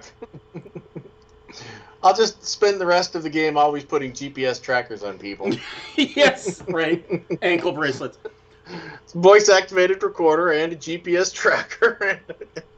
Give me one moment. I'm going to go grab something to drink. I'll be right back. Yeah, I'm going to go get cider. I'll be right back also. Yay, bathroom. Cameron can knit.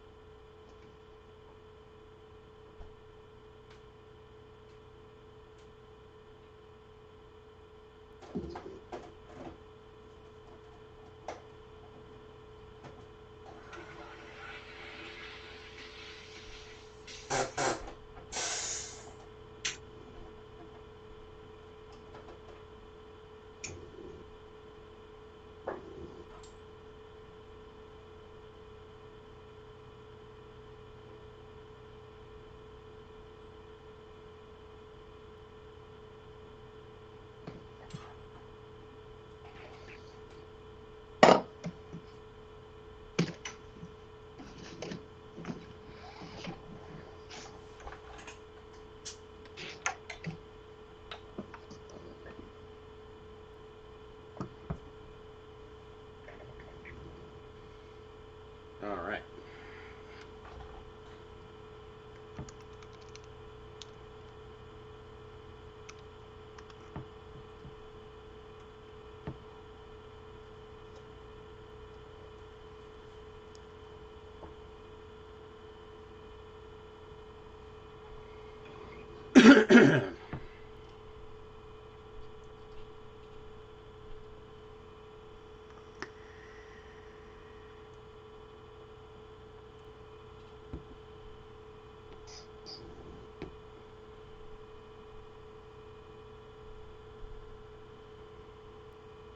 So have you spent the week loving your Rivian?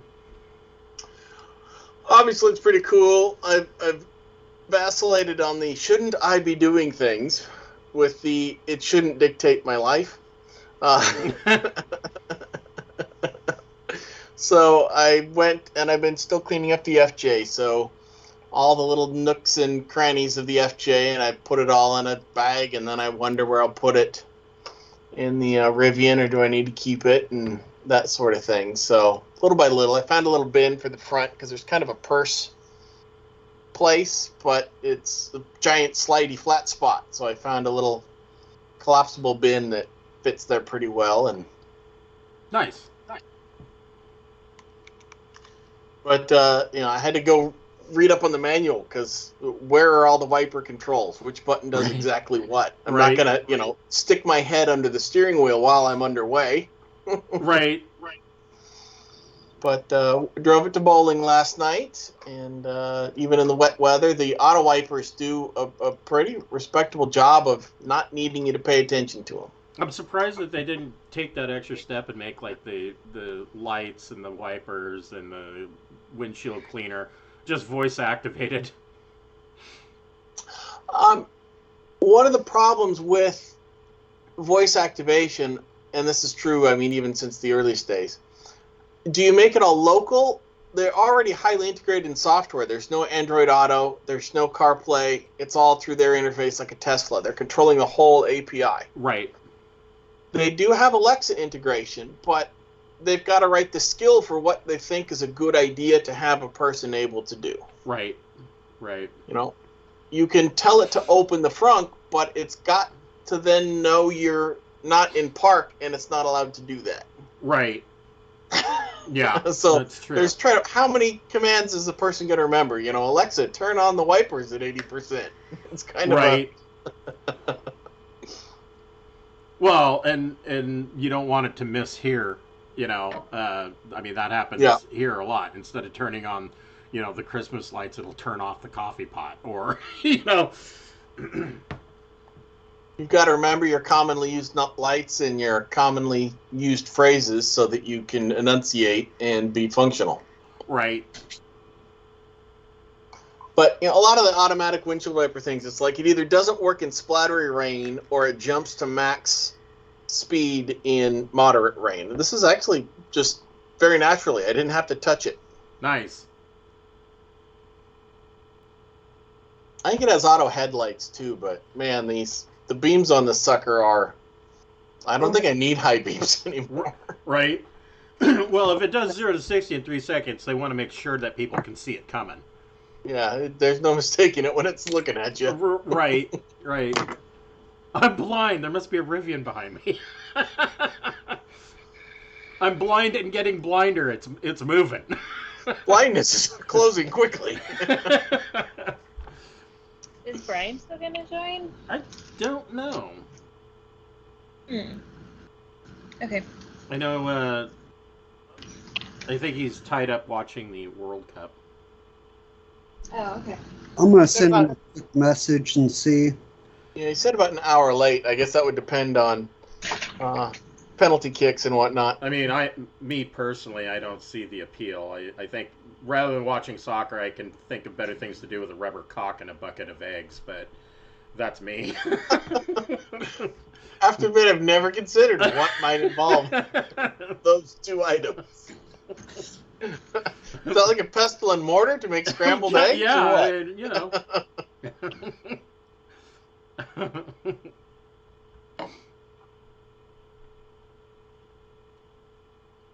So, seeing Evette bolt, Remalia tells you guys that she says, I'll stay on Aegorn and his consort. You guys go after Evette. Don't let the Stone of Golorr fall into Manshoon's hands. So, Edith, what would you like to do? Are there a lot of people in this theater, or are we kind of the only ones here? There's about 30 people in the theater. Okay. So I would say the theater's probably about half full. Alright, I don't know if I want to do something like Ray of Frost that makes blasting off spells, scaring all the commoners. Oh shit! I think I might be able to do Grease without freaking anybody out too much, though, and then it'll just look like she fell and was stupid. Grease? What kind of theater is this? Let's see here. There was a Rocky Horror Picture Show last night. Yes. Do you remember the city rules on spells? Oh shit. Okay, maybe I should just start running then. You know, I don't even remember the city rules on spells. Let's remind ourselves. Let's see here. We're just fucked on those rules, really. Fucking rules. So let's see.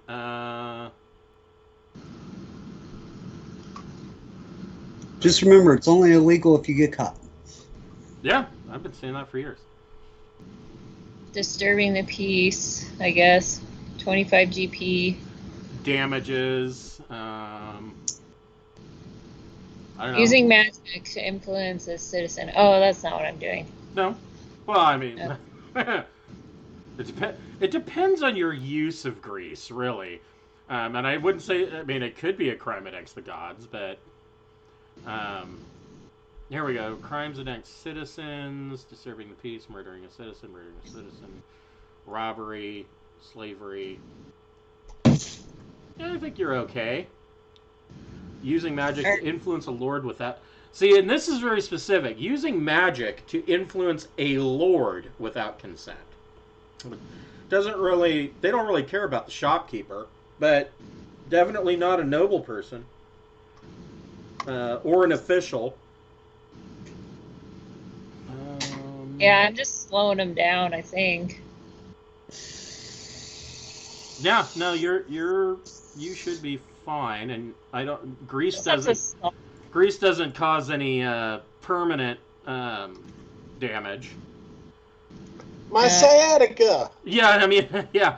If you scare one of the commoners and they get up and break an arm, then you might be liable for damages there. But you got to pay their Blue Cross Blue Cleric plan. So I can make it to about here and cast Grease. Okay. So, like the third time anybody's ever cast Grease. I picked weird spells on purpose to try and make myself be creative. Well, I remember back in the day, Grease was like, that was a fucking staple, man. We were casting Grease constantly. Does Grease have a combustion element anymore? Didn't they take that out? They took it out. Yeah. 10-foot square, centered on a point, within range of 60 feet. Yep.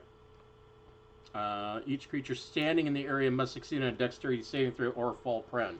Alright, so she needs to make a dex save.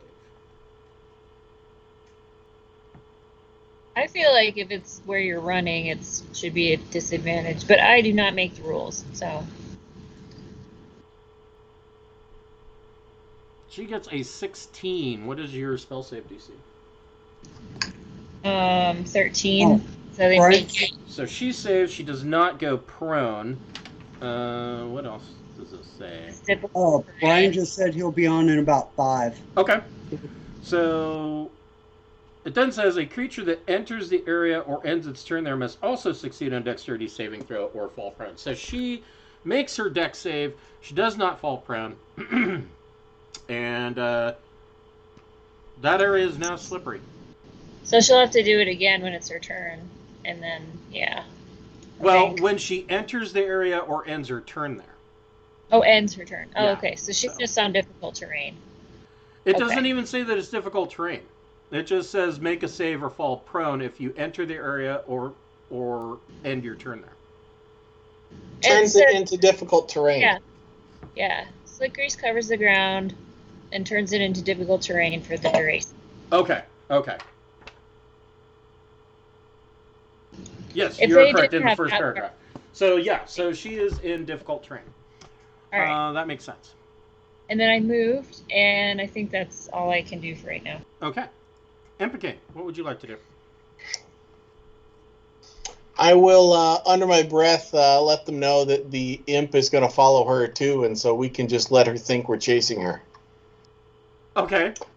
And then I'll exit the way I came in. Okay. All right.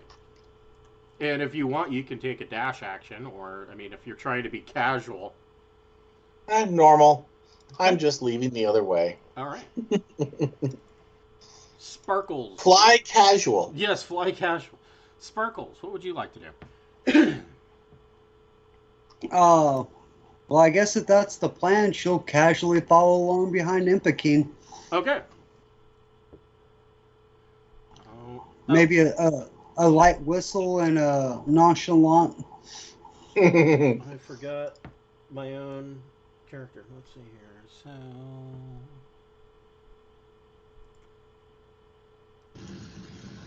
Wait, is the Harper lady following this person, or is she staying here in the theater? She's staying here to keep an eye on these two.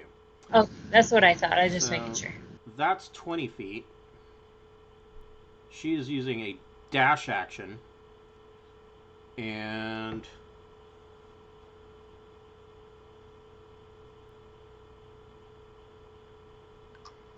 she is going to use a bonus action to dash as well. So she goes out this door and is effectively off the map.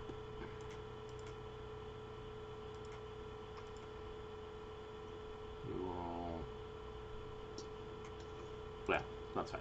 She's off the map. So you see her run out of the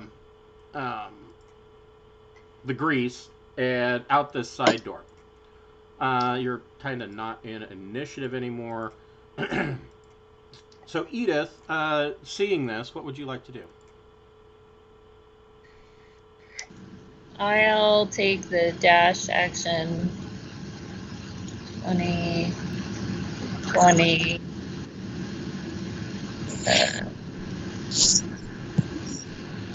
Can make it to about, oh gosh, that's the wrong thing. Okay. I can make it about there. All right. So you all end up. So Edith, you chase her as fast as you can. You catch up just in sight of seeing a side door to the theater shut. They're spring loaded, so it shuts on its own. It's got the brass bar in the front and the lever, the whole 9 yards. And you see her just leaving, and you can see the now fading twilight of early evening. Light come through the door as she just slips out. Sparkles and Empiking, you guys get down to about this point, and you catch the glimpse of her ducking around a corner as well. I have picture-in-picture with the imp, so I have a much better view. That's true. That is very true. There's one part about this section. It jumps around a lot depending on which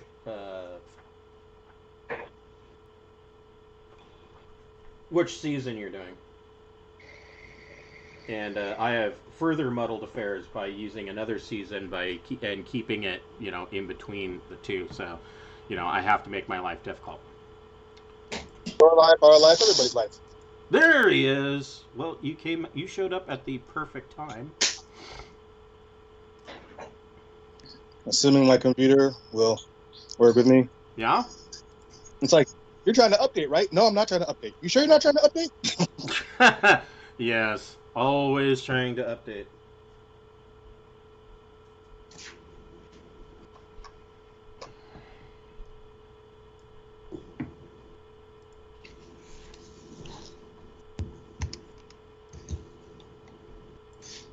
So we're chasing somebody? Yes, you are chasing a Gentarim. So you've learned.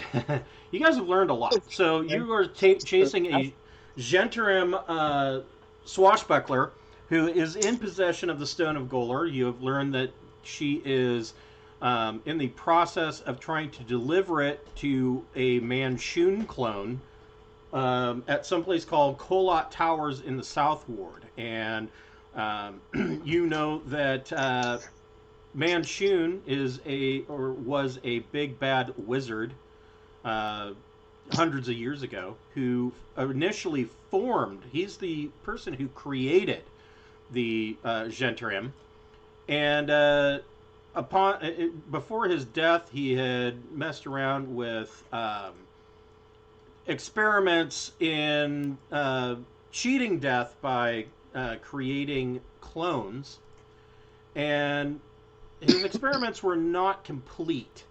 And so upon his death, rather than transferring his essence into a clone, instead they all activated at once, and they all claimed to be the real Manchun. And after the hilarity had died down, they attempted to kill one another because nobody likes fakes, and they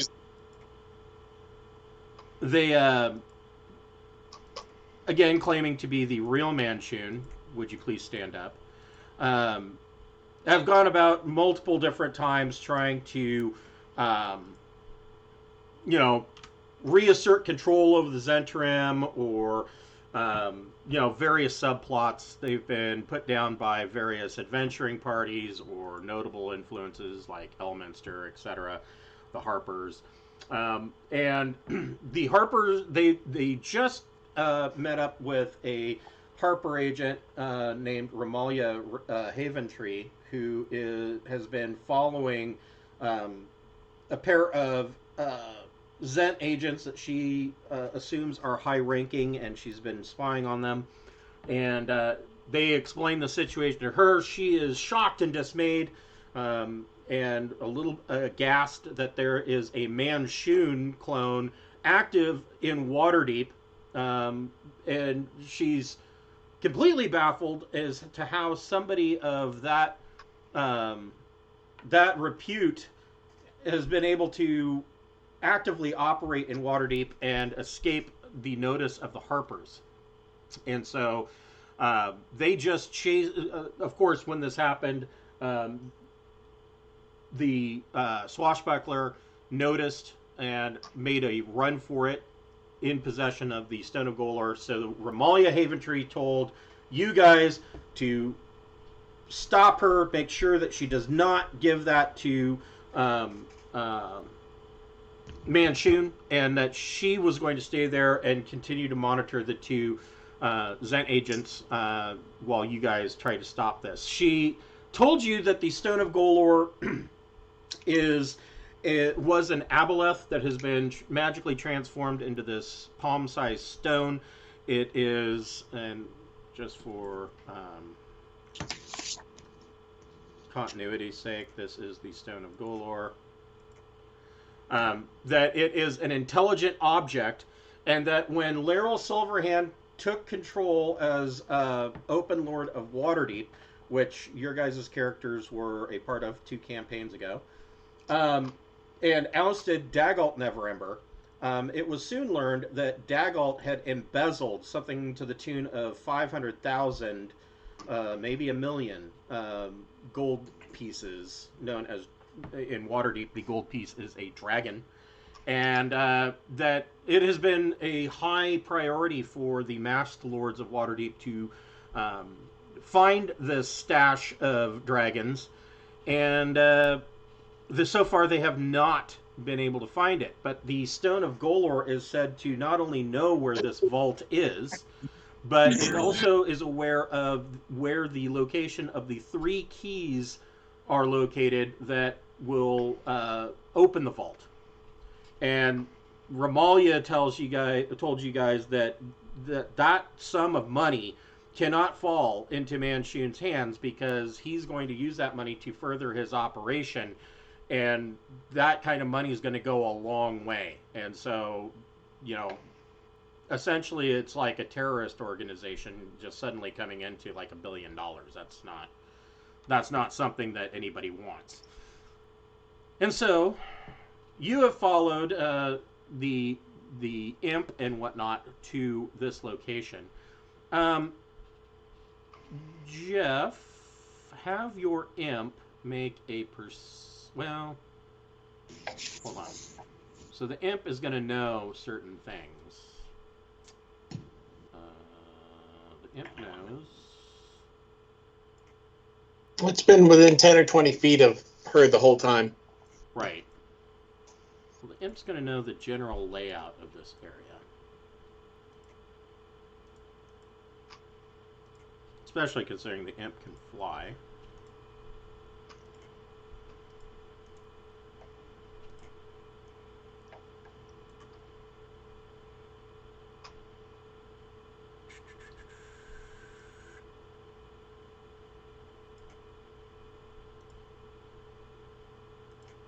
So, the imp knows the layout of these particular individuals on the map. And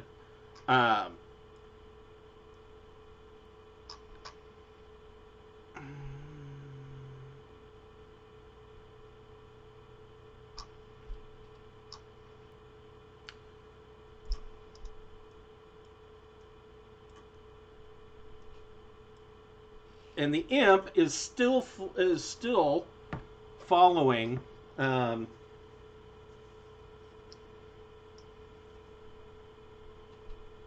Evette? Yes, Evette. But she went through this alley and came out the other side down here.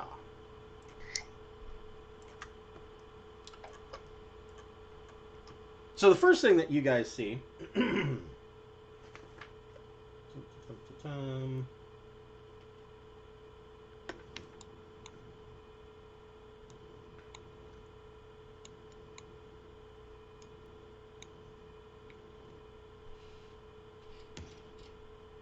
So the first thing, all of you make a perception check.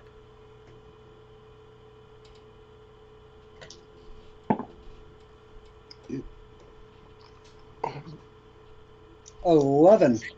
Woo. Should I have the imp make one too? No. The imp is still following Evette.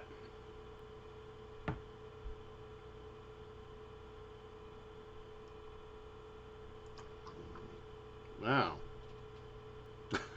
You guys are... Should have just gone with my passive perception. That would have been better. What did Edith get? 18. Okay.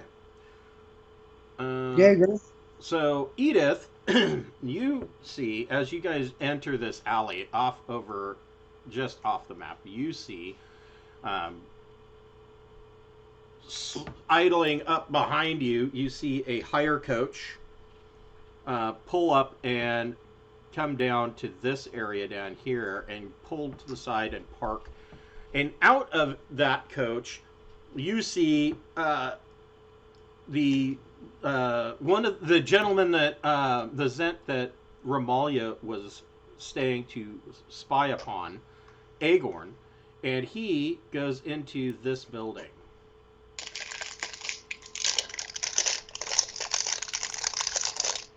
I'll tell everyone.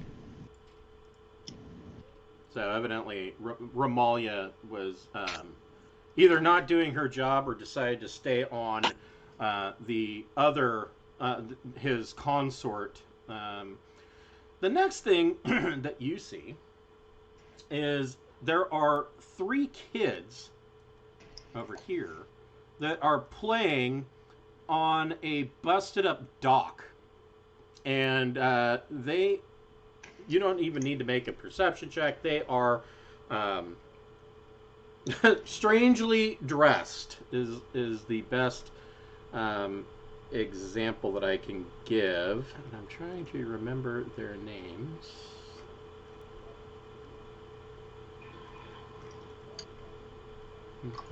Did I not?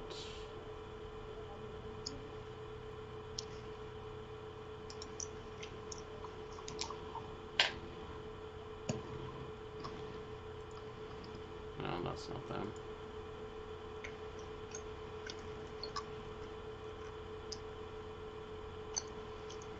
Okay, this is going to bother me. Hold on.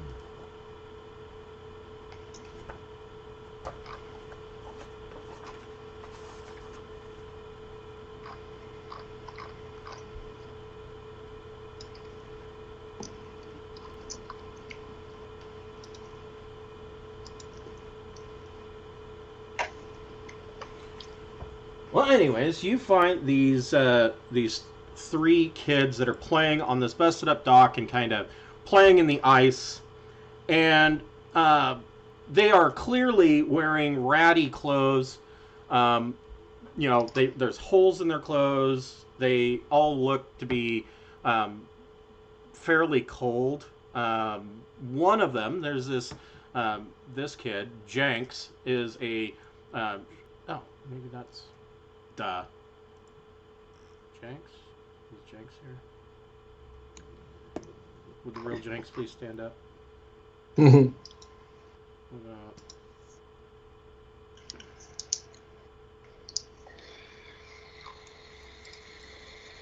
About Nat. Oh, here they are. They look like this.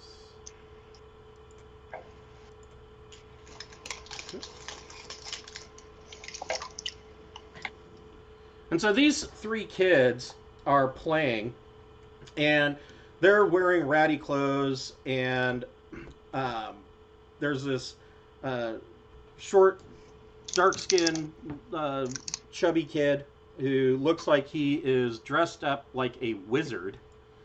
And there is and that's Jenks, and then there is Nat, who Looks like she's dressed up to be some kind of adventurer as well. And the last one is Squidly, who is a tiefling. And you immediately notice that they're playing like, they're adventurers and they're fighting Squidly, which, I don't know, that seems like your friends are a little racist, but whatever. And Squidly, it's clear to you that Squidly is deaf. Whenever Nat or Jenks talks to him, they use sign language. Can I use Mend on his eardrums? No, I'm just kidding. Greater restoration. There you go, Squidly. Now you can hear. And as they're playing, you see the ice crack under Squidly, and he falls into the bay. Oh, and no. The two kids are immediately distraught and trying to help him, and Squidly apparently does not know how to swim. All right, who's going to save that tiefling? How big's this kid? He looks like he's about 9 or 10. Yeah, I was going to say 9 or 10. I'd say. I mean, shit. I have Feather Fall as a reaction, but that won't really help here. But yeah, never mind. I can fly, if the kid looks like he's less than 50 pounds, I can fly and pick him up. But if he weighs more than that, out of my weight range. Yeah, I would say at 10. He is a street urchin. So. Yeah, that's what I was gonna say. They're skinny and Jenks isn't skinny, but yeah, Squidly probably weighs 50 would be a little low for a 10-year-old, even a street urchin. I would say he probably weighs a good 60, 70 pounds. I got a rope. Hey, that works. Like yeah, my nephew is quite small for his age. He's 14 now. And when I say small, he's like really small for his age. And he has joined the wrestling team at the high school as a freshman. And his problem is that he can't put on weight. And so he just can't gain any weight. At 14, he weighs 80 pounds. No, that's how much I weighed when I was in high school. I mean, his problem with the wrestling team is that the only people that he can wrestle in his weight division are actually middle schoolers. Oh. Yeah. So that's actually, I think, a little lower than I weighed when I was at his age. Yeah. So, I mean, yeah, Squidly probably like 60, 70 pounds. He would be too heavy for Sparkles to lift, but Squidly is... So I decided to do the nerdy thing and look up the growth curve for children, and the 50th percentile for 10-year-old boys is 68 pounds. Okay. So 50% of boys weigh less than that, and 50%. That's definitely above my weight limit. Okay, so let's bust out a rope or something. Let's. I got down to run over there and just grab the boy with my extended reach. Yeah, you could do that. True. You could do that with your crazy long arms. Long arm, like grab my weapon, fool. I got a grappling hook. We can see if we can snatch him like a salmon. Like you're fishing for carp with a treble hook. Trolling for street urchins. You don't really have to bait it and wait for them to bite. You just hook it in their back and reel them in. I grabbed the Werthers we could put on there for bait. So Bug, you run over here and you can go ahead and make a dex save. And because of your long arm, is everybody running over there?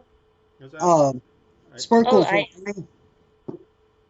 She likes helping kids. They're her size. So make a dex check with advantage because of your long arms. Dex check with advantage. Okay. 22. Okay. You reach into the water and snatch Squidly up out of the water, down by the scruff of his neck, and he's standing there shivering. And Jenks and Nat are like, "Oh, Squidly, you were saved by real adventurers. And Jenks looks at Bug and says, "I can tell that you're a hero. I know what heroes are dressed like." I pop up my chest and I go, "Indeed, young boy." And Nat, Someone's giving me respect as a bugbear. I'm all for it. I'm like, yes, I am an adventurer. Nat thanks you profusely. She says, I know you just saved Squidly, but is there anything that you could give us to eat? We're all very, very hungry." I'm going to make these children's day. Let's generate some Werthers here. Create Werthers in water. Yes, we should make a new cantrip spell for Edith that just Edith's caramel drops. Edith's spontaneous caramel drops. Roll 1d6 for number of Werther's originals that appear in her pocket. I found those 5 silver pieces on the assassin, so I'll give those children the blood money that I found. Okay. Well, holy shit. 5 silver pieces will feed these kids for probably a week if they're careful. And so I'll give them as well. Okay. So they're all extremely thankful. Squidly is signing his thanks to Bug. He's dripping wet. Can I do like a super minor version of oh no, Burning Hands is a level 1 spell. I'm not bringing a spell slot. Never mind. Yeah, Burning Hands is probably a bit much. Does anybody have like prestidigitation or? I got Gust. I could like blow dry him. Blow him back into the bay. Shit. Yeah, I don't think I have anything to get the water off. Okay, well, they'll just have to make their way to someplace where they can get dried off and warmed up, which they are quickly going to do now that they have money. They again thank you profusely and make their way out of the alley and go off to find an inn where they can order some food and sit by the fire and warm up. I tell them to be cautious about how they use their money so that nobody sees it. Yeah. Free kids with that kind of money are ripe for the picking. Nat kind of puts her hands on her hips and she's like, "Sir, we've been living on the streets for a long time. We know how to take care of ourselves." They're going to be good someday. We could give them a job helping fix up the manor. If they want, yeah. We already have one rescue child there. That's true. I mean, if they want, I'd love for them to hang out. They're cool. He needs adopted brothers and sisters. Turn it into an orphanage. Basically, damn. Yeah. So, you guys. I hate to do this. I gotta dip out early, though, you guys. I have something I gotta take care of. No problem. Yeah, have fun. Thank you so much. Oh, you are welcome. Bye. Bye. Character for another. So, Edith, before she dips out, she gives the street urchins your card and directions to Troll Skull Manor, and tells them, that there's a place for them to stay, there's a place for them to earn their keep, and they can stop living on the streets so much. Empa King, go ahead and make a perception check. Not my strong suit, but let's have a go. Yeah. No. Okay. That's why I bought the eyes of an imp. Right.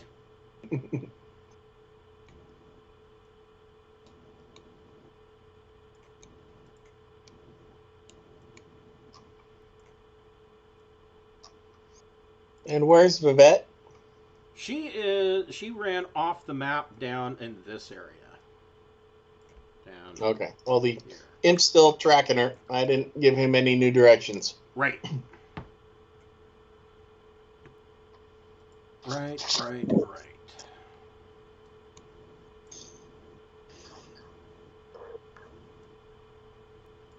So, Brian, how was your bucket of eggs? Yeah. You were watching the World Cup, right? I was, yes. Yeah. Earlier, I had said that I don't quite understand the fascination with soccer, and that I could find better things to do with a rubber cock and a bucket of eggs. But so that's why I asked. Oh, okay. I was like, what did I miss about a bucket of eggs? Yeah, no, half my family has ties to Britain, so it was, we were watching and cheering and all that stuff. Oh, yeah. Yeah, it is big over in Britain. Oh, yeah, man. I'm not quite sure, though, if the people in Britain actually love it for the game or if they love it because they know they're going to drink. I mean, any reason to drink is a good thing. Well, yeah. You get to go to a pub with a bunch of people and drink and spill beer, and nobody cares that you spilled it because you're all happy. Yay. Right. So,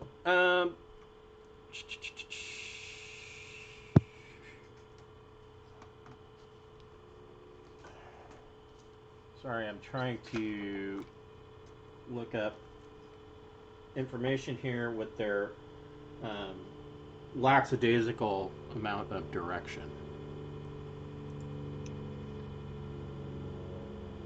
What is it with the thugs, man? What the fuck? Thugs shouldn't be quick to act. I guess, but they could be quicker than this. I mean, this is starting to feel personal.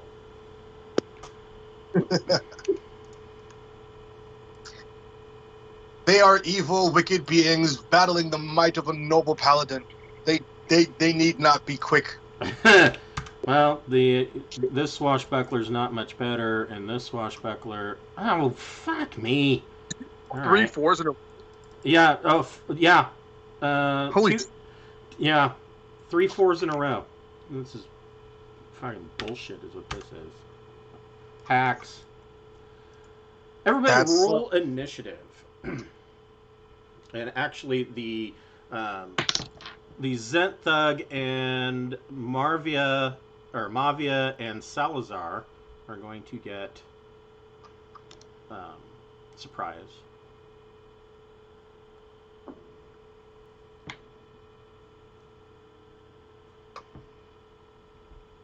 One, the fact that big argument, like just Brian, you should have advantage on your initiative. Huzzah!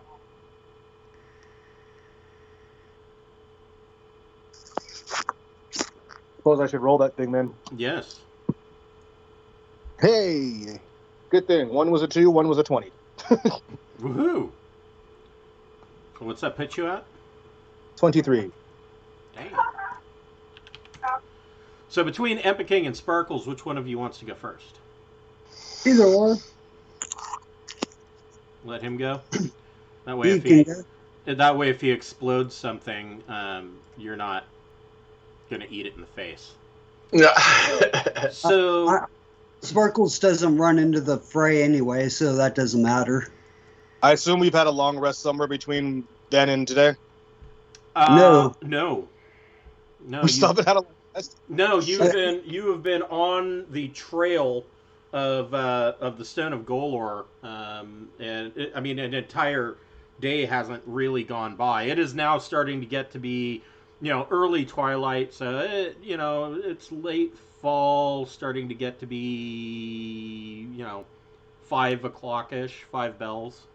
I think I've been asking about it since last week. I mean, we started today fresh, right?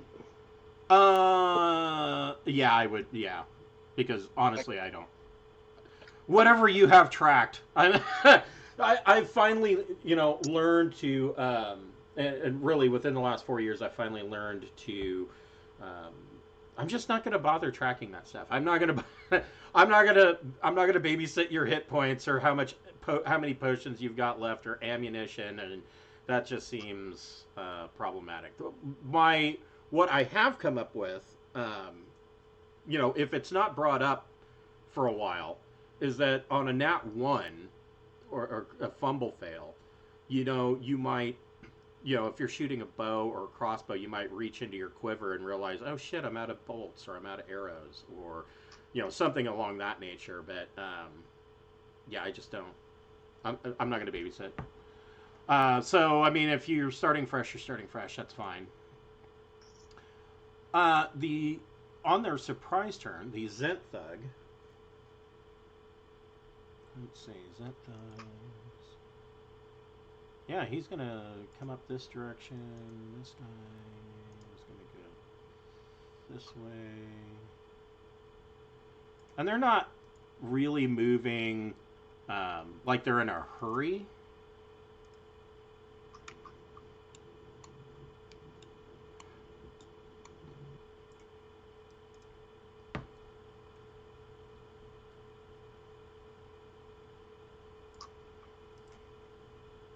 The Zent Thug, though, yeah, that's what he's gonna do. So the Zent Thug he comes right around the corner, and just suddenly there's this large, rather ugly man standing in front of Empa and he's got a winged snake coiled around his upper arm, and it's kind of looking up over or off of his shoulder, and he has a rather ugly mace in his hand, and he comes up and he says, "Oi, well, you seem to be in the wrong part of town." And then he is going to smack Empa with 2 mace attacks, but not with a 9. Correct. What about a 16? That hits. Okay.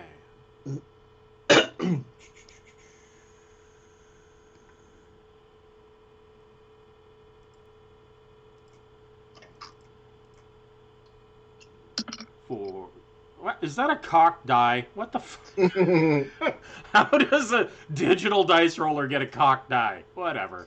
So your screen is unlevel. Yes.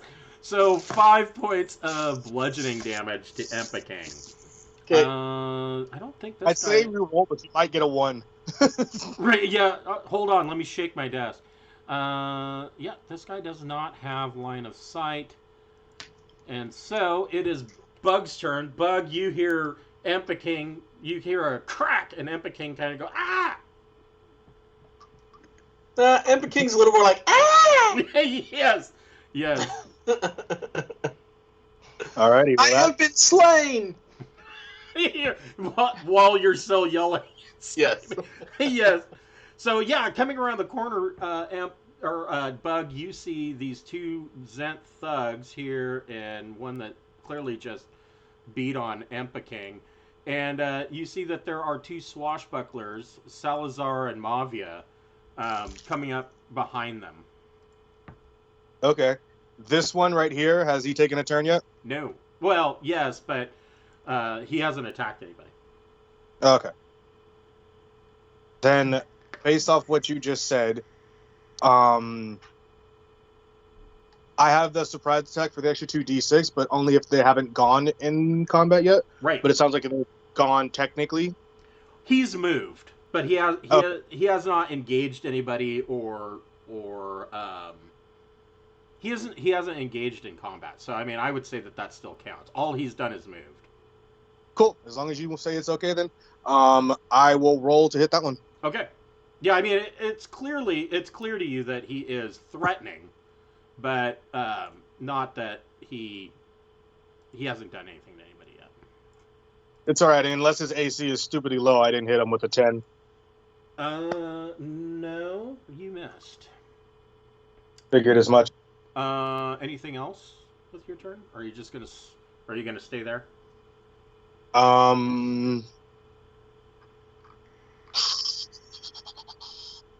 I think I should, if only to give Twilight some. Oh wait, this is like a broken down building here, so like there's like a wall. Yeah, this is a really shitty part of town. This is along the docks. So yeah, these are the remains of buildings. This building where the kids were playing looks like it used to be a boathouse.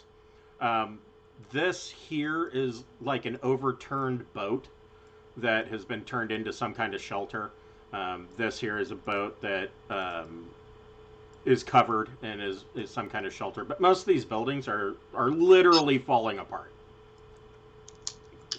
So if I was to move to like here, would they be able to see me? I would say that would give you partial cover, but they still know you're there. It's cool as long as I get partial cover from it. I'll do that. Yeah, I would say that gives you a +2 to your AC. Okay. Empa King, what would you like to do? I will speak loudly. I am nobility. You will be jailed for assaulting me in such a blatant manner. And I will shoot him in the face with finger guns. Okay. You would be at disadvantage. Point blank range. 16, 13. 13. 13 hits. Okay. 16 points of damage. Ouch. That's like half his hit points in one shot. So that when you make this declaration that your nobility that they will be spending the night in jail for assaulting you, they both start laughing until you shoot him in the face with finger guns, and then they're like, "Ha ha! Oh." Staying where you're at. Anything else you want to do? Movement just exposes me. I don't have a bonus action to use. I guess in theory I could use the back end of my quarterstaff and bop the guy in the face, can't I? Yeah, you. Do you have the feat Polearm Master? No, but it's versatile, so I can. No, that's just. That just means that you can use it either one or two-handed. But I mean, this is my personal feeling is that, I mean, I don't think that I need to have a feat or any special training to do this with my with a quarterstaff. But I thought a quarterstaff could be used for an offhand bonus action, like 2-weapon fighting. It could in 3rd edition. I honestly haven't used a quarterstaff for any purpose. Yeah, it is a Polearm Master. When you make the attack action and attack with only a glaive, halberd, or quarterstaff, you can use a bonus action to make a melee attack with the opposite end of the weapon. Evidently, you have to have special training to do that. I think a monk can do that as well, because a quarterstaff is a monk weapon. Yeah. Okay. Moving would give them an OA, and I guess I'll just have to stay here while they try and hit me in the face. Okay. Sparkles of the Twilight.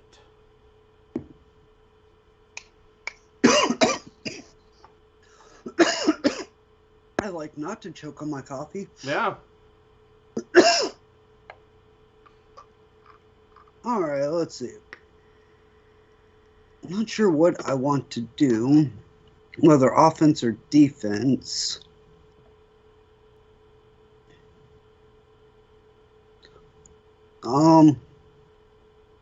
Okay, we're going with offense.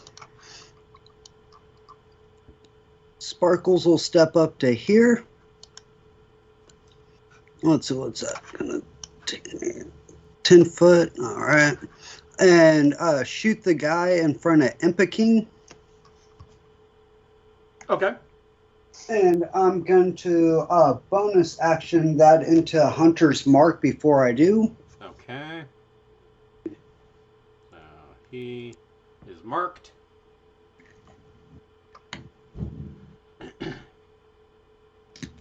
Alright. 16 to hit. That is a hit.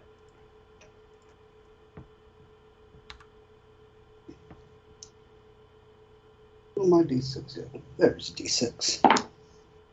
9. 13 damage. Ouch. He's got an arrow sticking out of him, and he's still up. He kind of... So, Empa King, you're up close and personal with him. He kind of goes a little pale, and he looks like he kind of wishes he wasn't still up. But he is.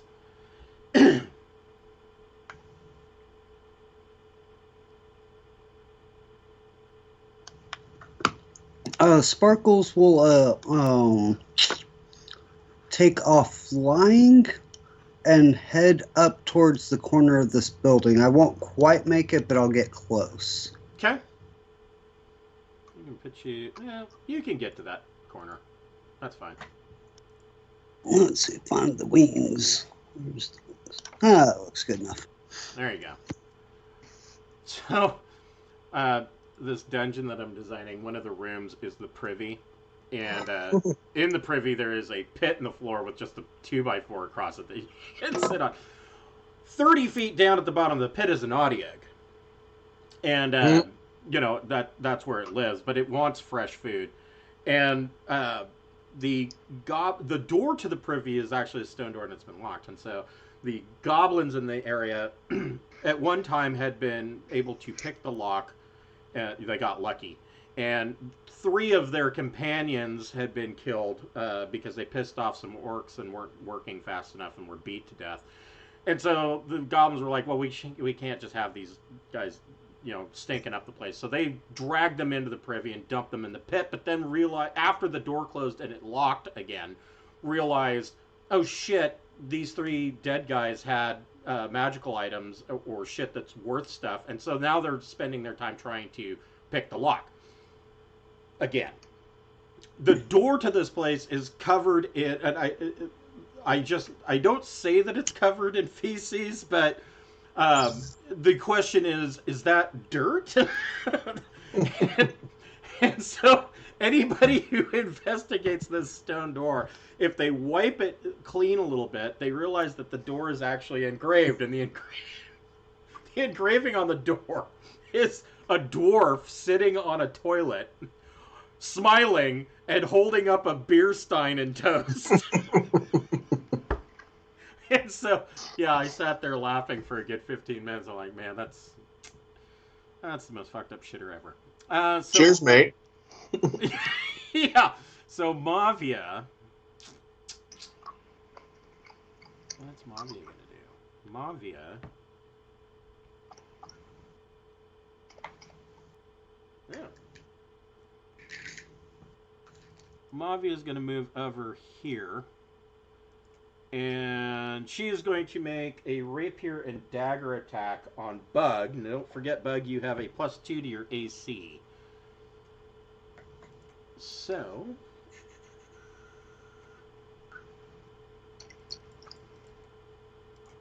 rapier attack. Nat 20. Oh. I guess it doesn't matter. For...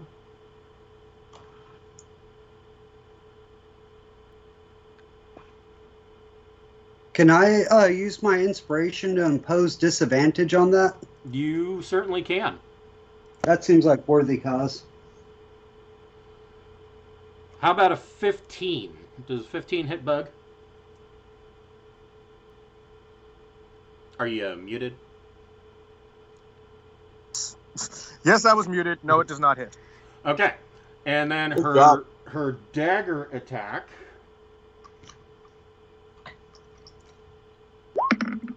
How about a 19? That is the AC with the +2. Okay.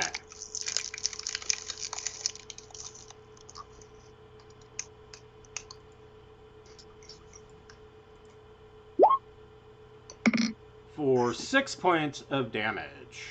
How dare she? How rude. How rude. Optional additional settings. Exploding. What's exploding? I don't know. Now I'm curious. What does this do? It didn't do anything. Oh, wait. Oh, no? Weird. Exploding, I'll just leave that on none because I don't know what that means. So she stabs Bug. Salazar. A swashbuckler. Damn. He throws his dagger at Sparkles.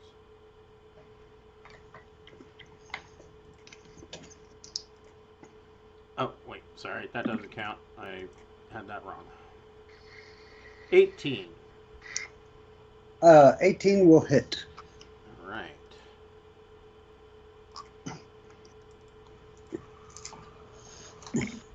For 7 points of piercing damage, Sparkles now has a dagger sticking out of her. All right. Zent thugs. Man, this one's gonna go ahead and try to hit Empikang twice with his mace. Actually, no, he's not. He is going to take the disengage action and bravely run away. I mean, he's got an arrow in him. His face hurts. This Zant is going to move in, and he's going to try to smack Empikang twice.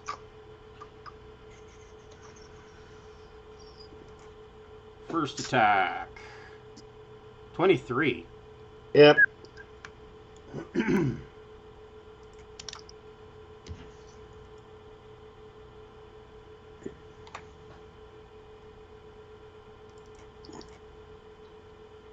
For 8 points of bludgeoning damage. Damn it. And his second attack misses with a 7. Bug, we are back to you. You've got on the other side of this wall a Mavia, the swashbuckler, attempting to stab you in the face.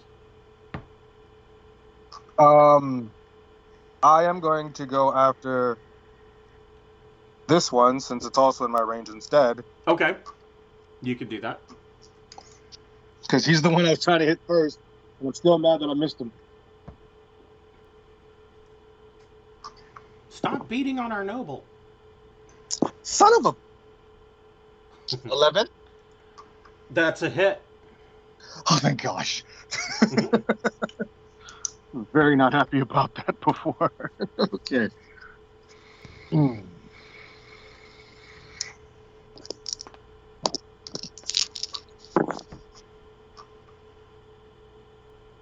$15? 15. Okay. He gets whacked with your maul. Anything else? I cannot do anything else. I have out of spell slots. Okay. Yeah. All right. The paladin right now is a fighter. Empikang. Paladins are like escalators. They only ever really break and become stairs. Right, yes. Yeah. Well, and that's the funny, like in basic and expert edition, if you piss off your god or you go against your alignment, you lose all your powers, and immediately it states you immediately then become a fighter. Right? And so then you look at fighter and it's like, well, I'm ranking a first level character, what are the prerequisites? Anything. Anybody can be a fighter. Everybody can dig ditches and swing a sword. So this guy got hurt by Bug's maul? Yeah, Bug smacked him, but he's still up. The dead on him. Okay. So he gets a con save, correct? Wiz 15, actually. Oh, is it Wiz? All right. Okay.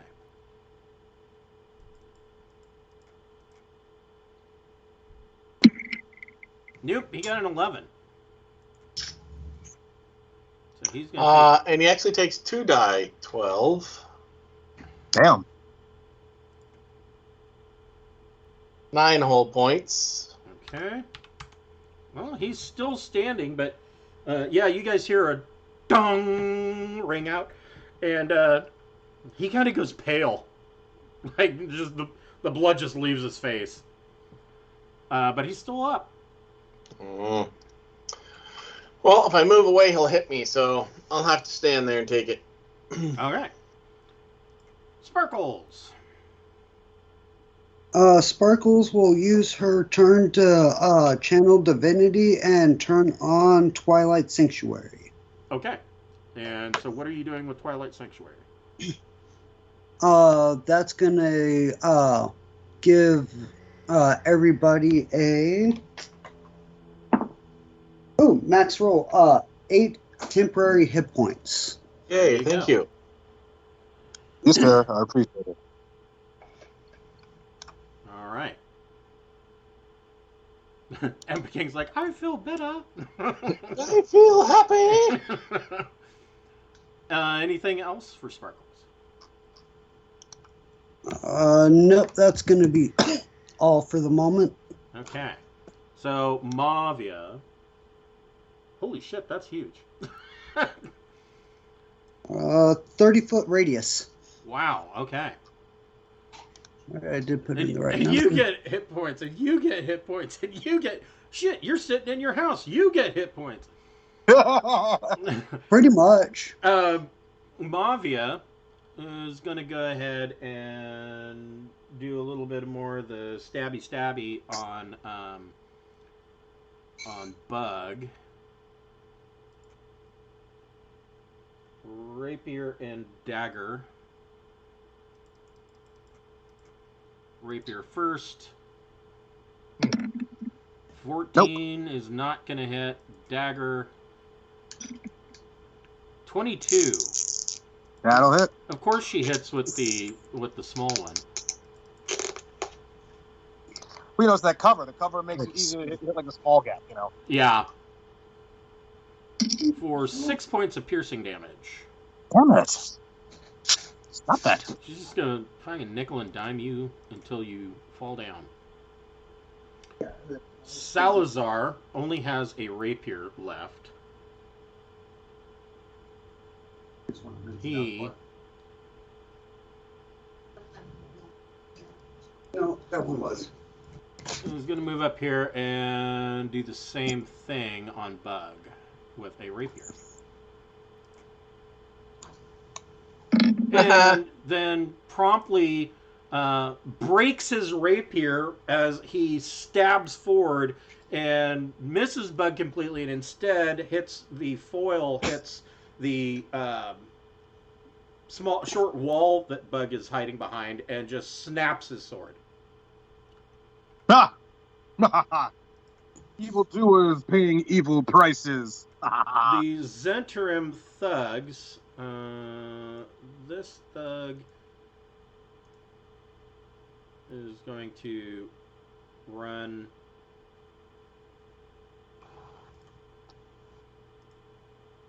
into this building and go away. But he tells this thug, as he's running, that shit's going down and you're missing out. And so that thug runs up there. This thug and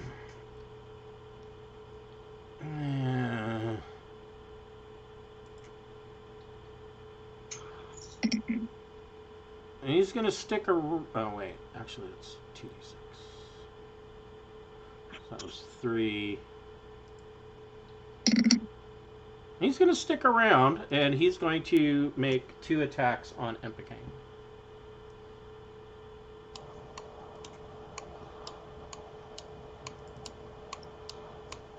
So his first mace swing, soft 20. And his second, That hits. his second mace swing is only a 10. So he...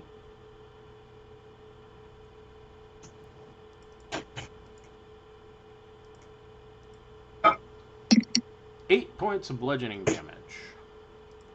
I'm glad I had those 10 hit points. Right?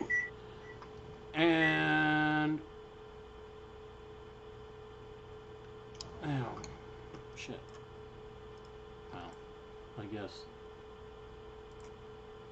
it doesn't really matter. You guys know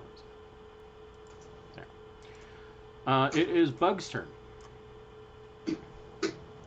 I'ma hurt somebody. I hope. So this thug is not looking well. And down the street, you can see another thug starting to run this way. And I mean, he's huffing. Okay. Well, I mean, let me he's moved 60 feet and he's already out of breath, though. So. Okay. Well, let me finish wrecking the one in front of me. Hopefully, I can hit.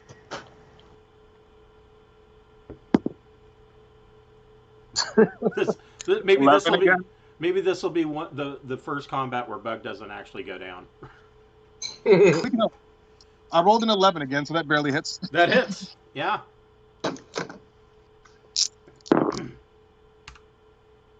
Cool. Again, I got 15.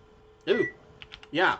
So Bug's maul comes crashing down on this thug and crushes his skull. He is dead. Anything else you want to do?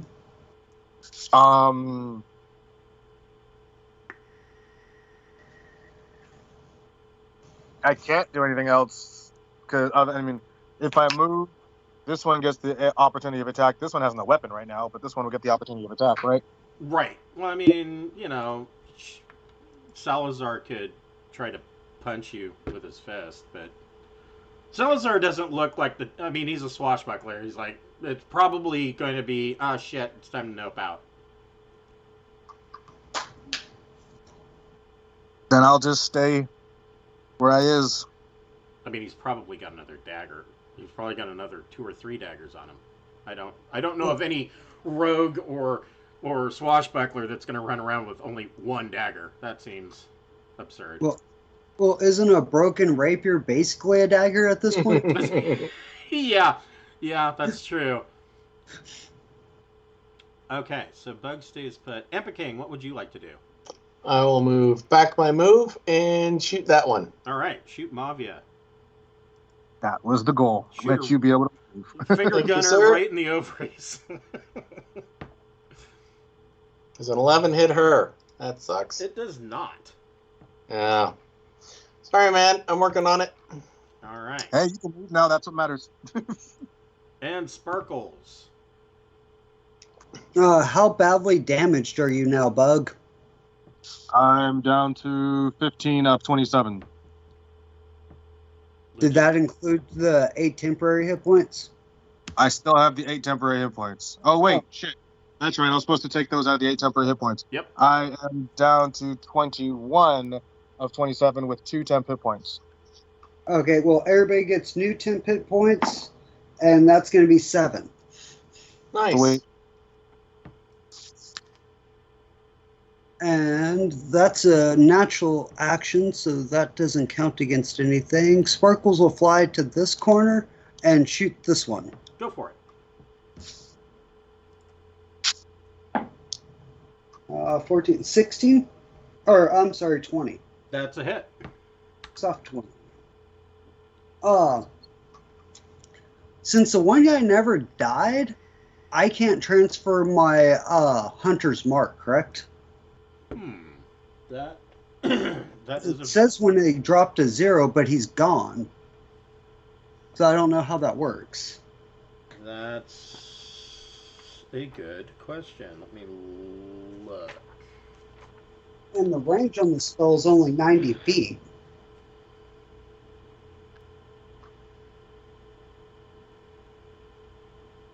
Yeah, no. No, you cannot. Well, yeah, but, so like you said, it's only 90 feet.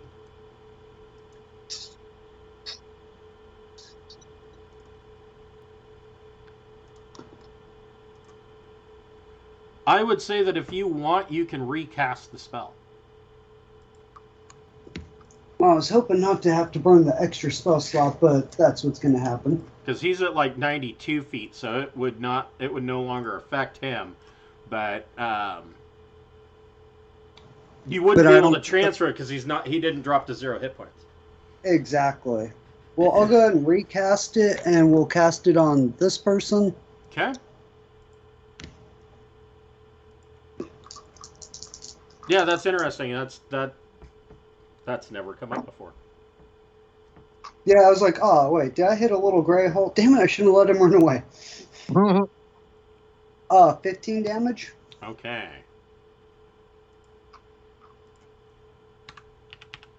Ouch. Mavia does not like that. Anything else? No, that was your bonus movement and attack, unless you want, if you've got more movement, you could. No, this seems like a good vantage point. All right. So, Mavia...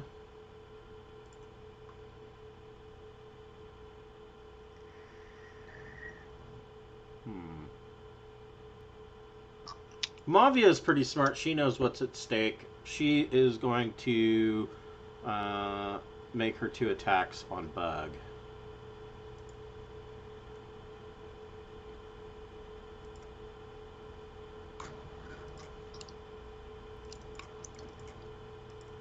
Rapier. 10's gonna miss. And so's a 7. God, she sucks. 1.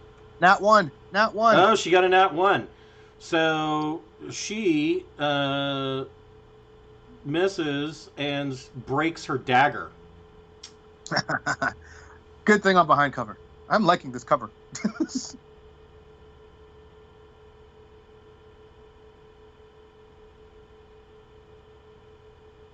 So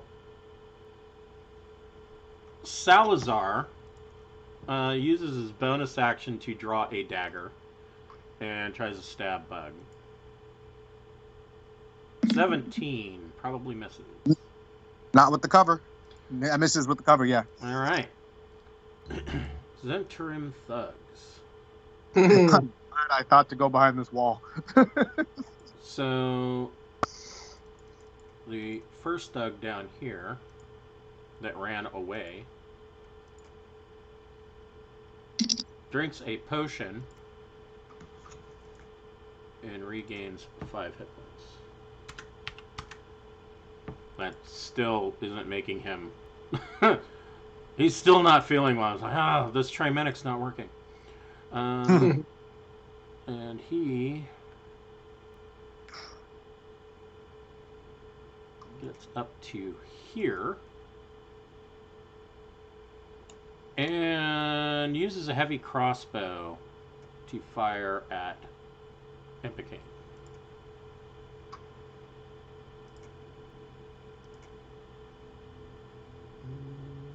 Yeah. Oh, Damn it. Soft 20.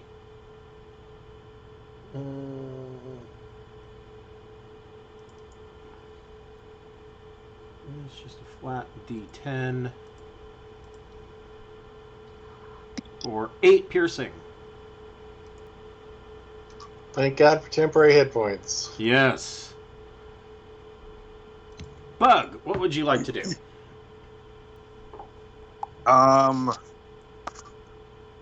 This is the one that's actually hurt me, right? Yeah. All right, that one's got to go down then. You hurt me.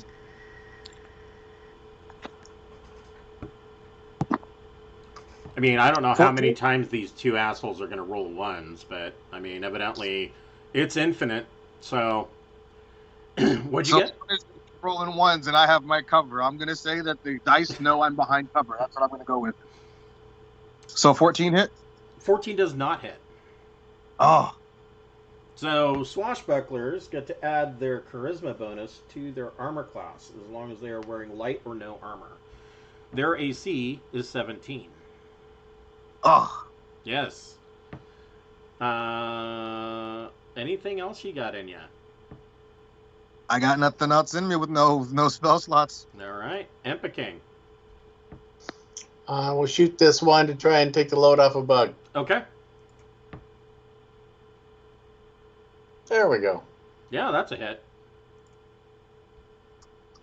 12 points. Ooh, and Mavia now has a gaping hole where her chest used to be and drops to the ground.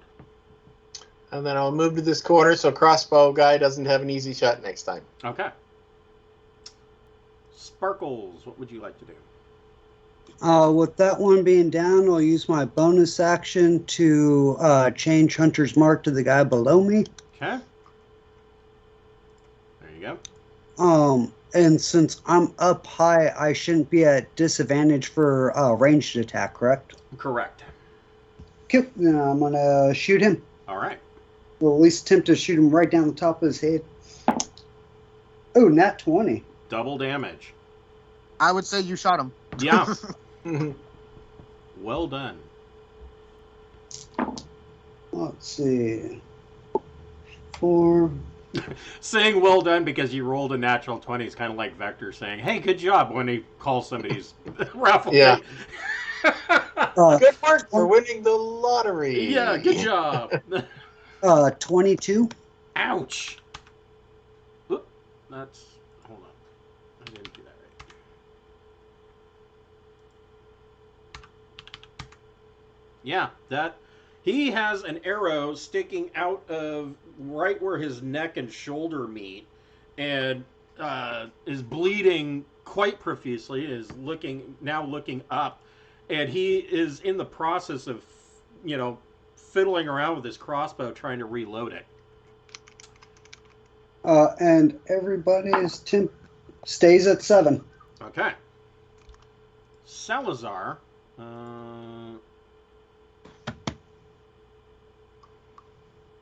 Salazar uses his bonus action to pull another dagger out of his boot. He's now fresh out of daggers because the two additional ones that he has are in his hands, and he is going to make 2 attacks on Bug. Dagger 1. Fuck me. And he breaks that dagger. And he's gonna go ahead and stab with the other one. I mean, You gotta be a and product. he breaks the other dagger. He needs to be a product tester for blacksmith. Right. Yeah, I was gonna say he needs to find a new blacksmith if he lives. Right. Yeah. This is retarded. Zentrum Thug is reloading his crossbow, but he is.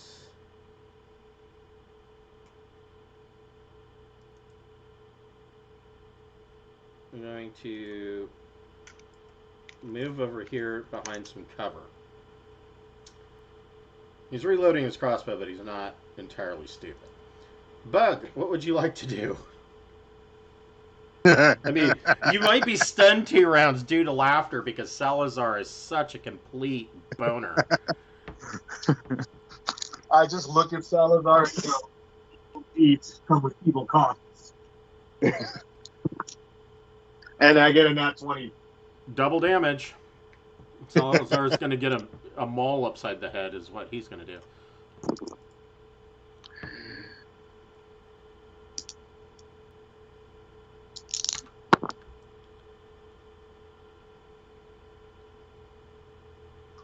Sorry, squirrels outside having a melee out there. Oh, I love it when they fight and they like just go completely batshit. They look like 2 Yodas having a lightsaber fight. They really do. 26. Oh my God. So Salazar, you smack him and Salazar's jaw is so busted that it's like hanging, the lower part of his jaw is like hanging from his face. And he's still standing. Or shock and disbelief. Oh, yeah. Yeah. More. Empeking, what would you like to do? I will come out of the alley and ready in action for an enemy that I can see, and then I'll shoot it when it happens. Okay. Sparkles, what do you want to do? Well, after that last guy ran away and I had to recast the spell, I'm not letting this one get away. I'm a wimble nimble hop from rooftop to rooftop until I can see him. Yep. And then hit him with an arrow. Go for it. 12, 18 to hit. That hits. Oh, that's pretty damn good damage. 16 damage. Ooh. And you drill a second arrow right through his face. And he goes down. And that was... Yeah, it's pretty much... I can take 5 foot. I will step up to here and see if I can keep an eye on Bug and the other guy. Okay. And re-roll your temp hit points. Which, sadly, Impa King's out of range, so he will lose his. And that is 6. Okay. So I have less points now.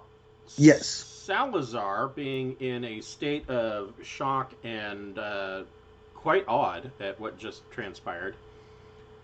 Shock and jaw. Shock and jaw is going to take the disengage action and run the fuck away. Let's see, that's 50.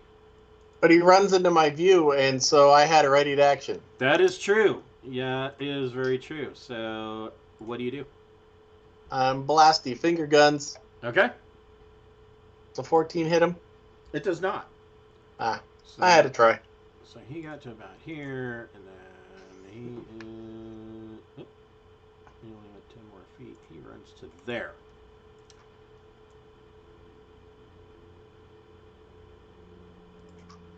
Zunt thugs. This guy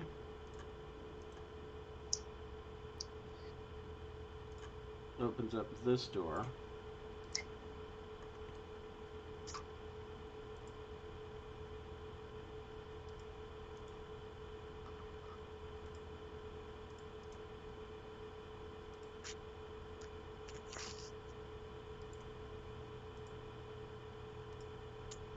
Okay, so this guy.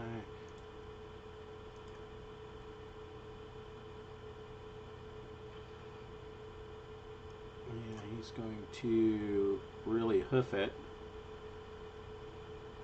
And he gets to there.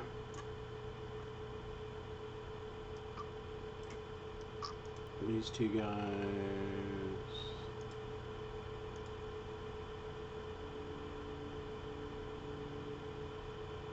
Get to there.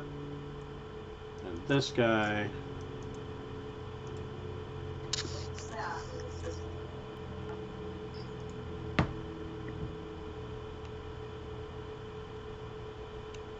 Gets to there. Oh, I got one more, sorry.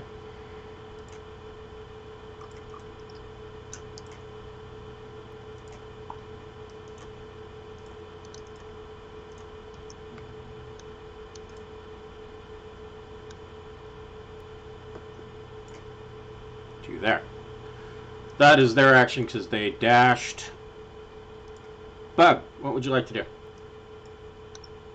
We'll do one more round. I will leave this amazing cover that has done me so well. Carefully stepping over the pile of broken dagger blades. Actually, I'm gonna. Fair. Can I change my mind? Yeah. All right, cool. I'm gonna move. This isn't checkers. Here. Yeah. All right, cool. I'm gonna move to here instead, so Ember King still gets line of sight on stuff, and I don't. Oh, thank you. His line of... That's a good idea. Okay. Yeah, you don't need to get a finger gun in the back of the head again. I do not. It's not a good idea. And I will attack this one. Go for it.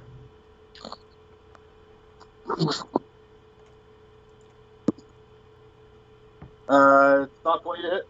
Yep.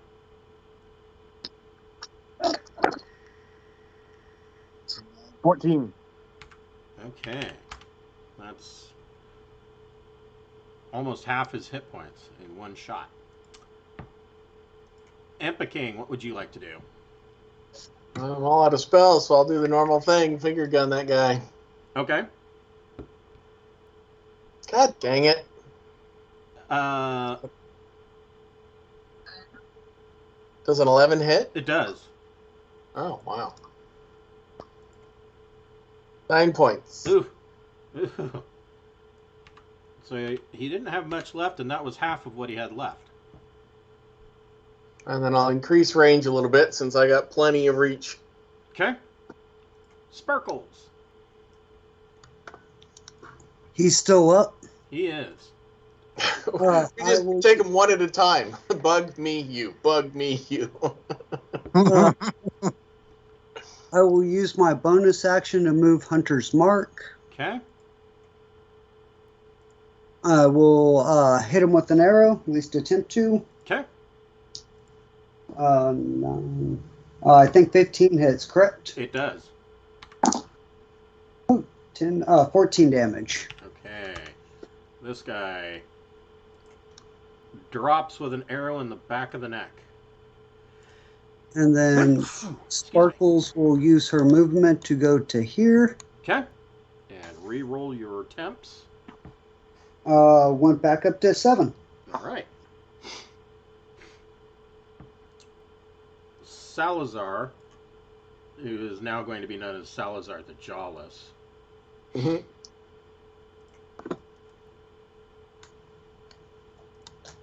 Runs in here with Agorn and says, "Oh, God, they did my jaw." The Zen thugs. This one's going to move over here and attack Bug. This one is going to move here and it's going to take a shot at Sparkles. This one is going to move up here and take a shot at Empiking. And this one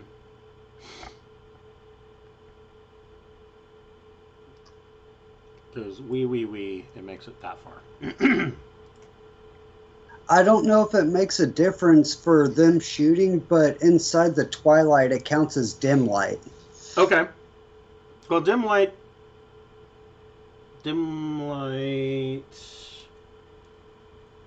It's kind of like he's got a half darkness spell on him. Right. It is. It's half darkness. Let's see. Light. Wasn't sure if that changed the long range capability of shooting. Page 181. It might. It might change. Actually, it might change everything. But let me see what it says. But I know I want to say that it imposes disadvantage, but as far as I know, it's not like darkness, as in the aspect if you have dark vision, you can still see fine. There we go. Vision and light. Dim light, also called shadows, creates a lightly obscured area. An area of dim light is usually a boundary between a source of bright light, such as a torch, and surrounding darkness. Soft light of twilight and dawn also counts as dim light, and particularly bright or brilliant full moon might bathe the land in dim light. So it does not affect battle. Going around this circle of fuckery, this one is going to make 2 swings on Bug.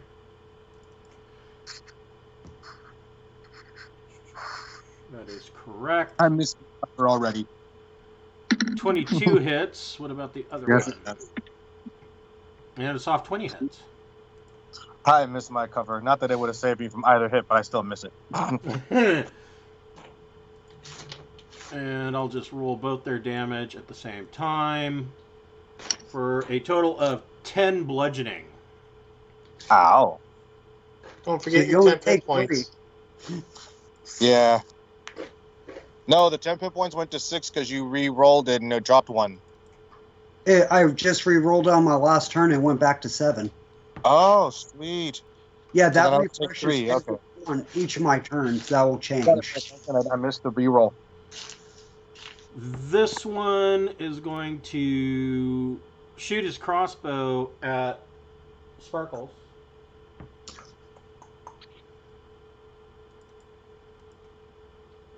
And miss with a 7. this one is going to shoot his crossbow at Bug at disadvantage. First roll 12, second roll 18. 12 misses Bug, but does not hit his buddy. His buddy kind of looks over his shoulder like, what are you doing, Dick? And this one is going to shoot at Empa-King. 18. Yeah.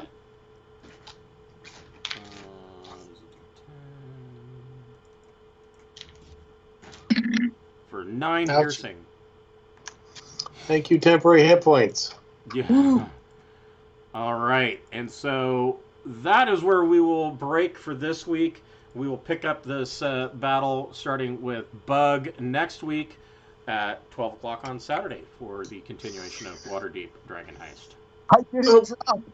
I hope we magically get 2 more players so that we can finish these guys off. Right. Yes. I don't know. You guys seem to be doing pretty good, and Bug didn't go down, so, you know. I have 9 hit points left.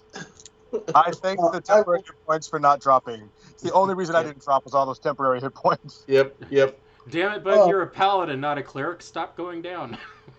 You know? I mean, Empathy, remind me next week and I'll heal you. Okay, well, we'll have to see how tactics play out. We'll see if you can. Right? Yeah. All right. Good deal. Thanks, guys. I will see you guys next week. Have a good one, guys. Take care. See you later. You too. Bye.